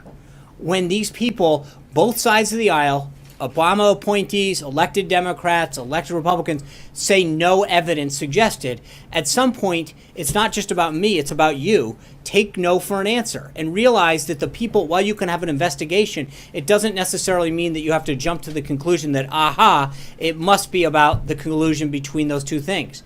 They've talked about this for a long time. The 17 intelligence agencies have talked about an ongoing investigation into Russia's involvement in the election. That's vastly different than jumping to the conclusion and saying that there must be somehow, therefore, a collusion between individuals on one side. They don't talk about all of the Hillary Clinton collusion that may or may not have occurred, and that was a subject that came up with a Russian official, and yet that has not gotten pursued once. There were 0 minutes paid on the evening news the other night when that Russian official said that they attempted to reach out to both campaigns. 0 minutes. I know. See, I'm an equal opportunity whack. Does the president need to take no for an answer in the same way that you're urging? No, because one is a bunch of people who've been briefed who are saying we haven't seen anything, and one is an ongoing.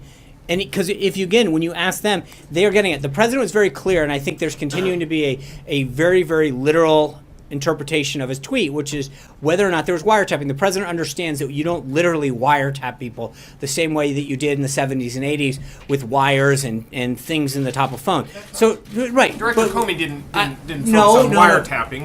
He But again, I think that we are still at the beginning phase of a look as to what kind of surveillance occurred and why.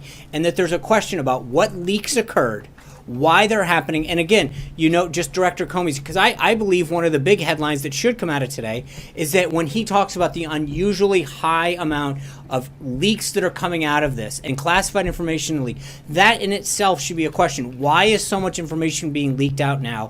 What are the motives behind it? Who is doing it? And is it threatening our national security? Which I do believe the answer is yes. But there is a lot of other stories. And that's why I think, with all due respect to your two headlines coming out, I do believe there's a lot of headlines coming out. It's just that the only headlines that people want to write are the ones that support a narrative against this administration, and not one that actually looks into, how many times do people say that there was no evidence of something happening? How many times, or how much classified information is being leaked? There's a lot of headlines that should be written today about a lot of the stuff that's ongoing. And I know that we have an ongoing hearing, but there's a lot of other things that need to get discussed and aren't being happening. Why did the DNC not let the FBI look at their servers? Why has that story not getting in? Because I would assume that if somebody was victim of something, which they've yelled from the rooftops. Hold on. I'm sorry, I'm curious. The implication of that is No, what? the question is, why is none of that being looked at? Question, but I don't know what but my point is that not to draw an implication, but to merely ask a question, which all I'm getting at is that suddenly none of the questions regarding any of this seem to get asked or answered or explored. And yet, You won. You're here. Brian, you get the same treatment as Jonathan does. That doesn't mean you get to jump in. So the answer that I'm getting at is, why are none of those questions being asked? Why is no one taking no for an answer when it comes to all of these individuals saying that they've seen nothing? But there are a series of headlines that I would suggest need to get written, and frankly, stories. I'm glad to do that, as I offered. George. I'd like to try to clarify two things. In the future, when you from that podium read from news articles or cite news articles, can we assume that you're vouching for the accuracy of those articles? I think merely reading a story that's in a paper is not vouching for it, it's reading the story. It doesn't put a White House in front. No, I think reading a series of things when asked a question, where is this narrative coming from, and citing a multitude of stories that are in the public domain is not necessarily endorsing everything. I read that's a silly, assertion. We're reading stories that you and your colleagues, and not necessarily you at National Journal, have put out, but that several people in here whose publications have put something out. Simply recitating those things is not an endorsement. The second thing is, when you talked to the British about the GCHQ thing, did you tell them that the White House would not raise that again, or can you talk about that conversation? There was merely an explanation of what we did and why we did it, which is what I just said to you, and that was it. Simply that. Thank you guys for that. We'll see you tomorrow. Hopefully some of you get a chance to go down today. If you don't, we'll have a readout. Thank you.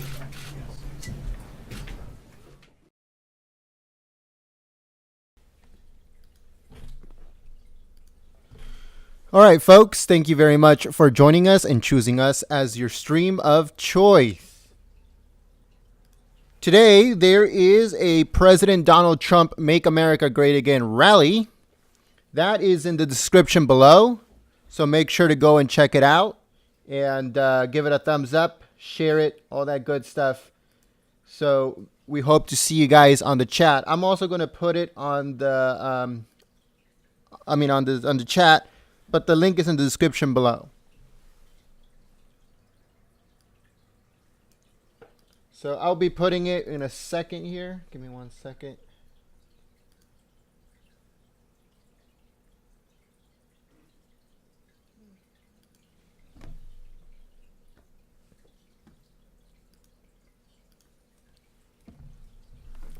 All right, so you'll be seeing the link for the rally that is today.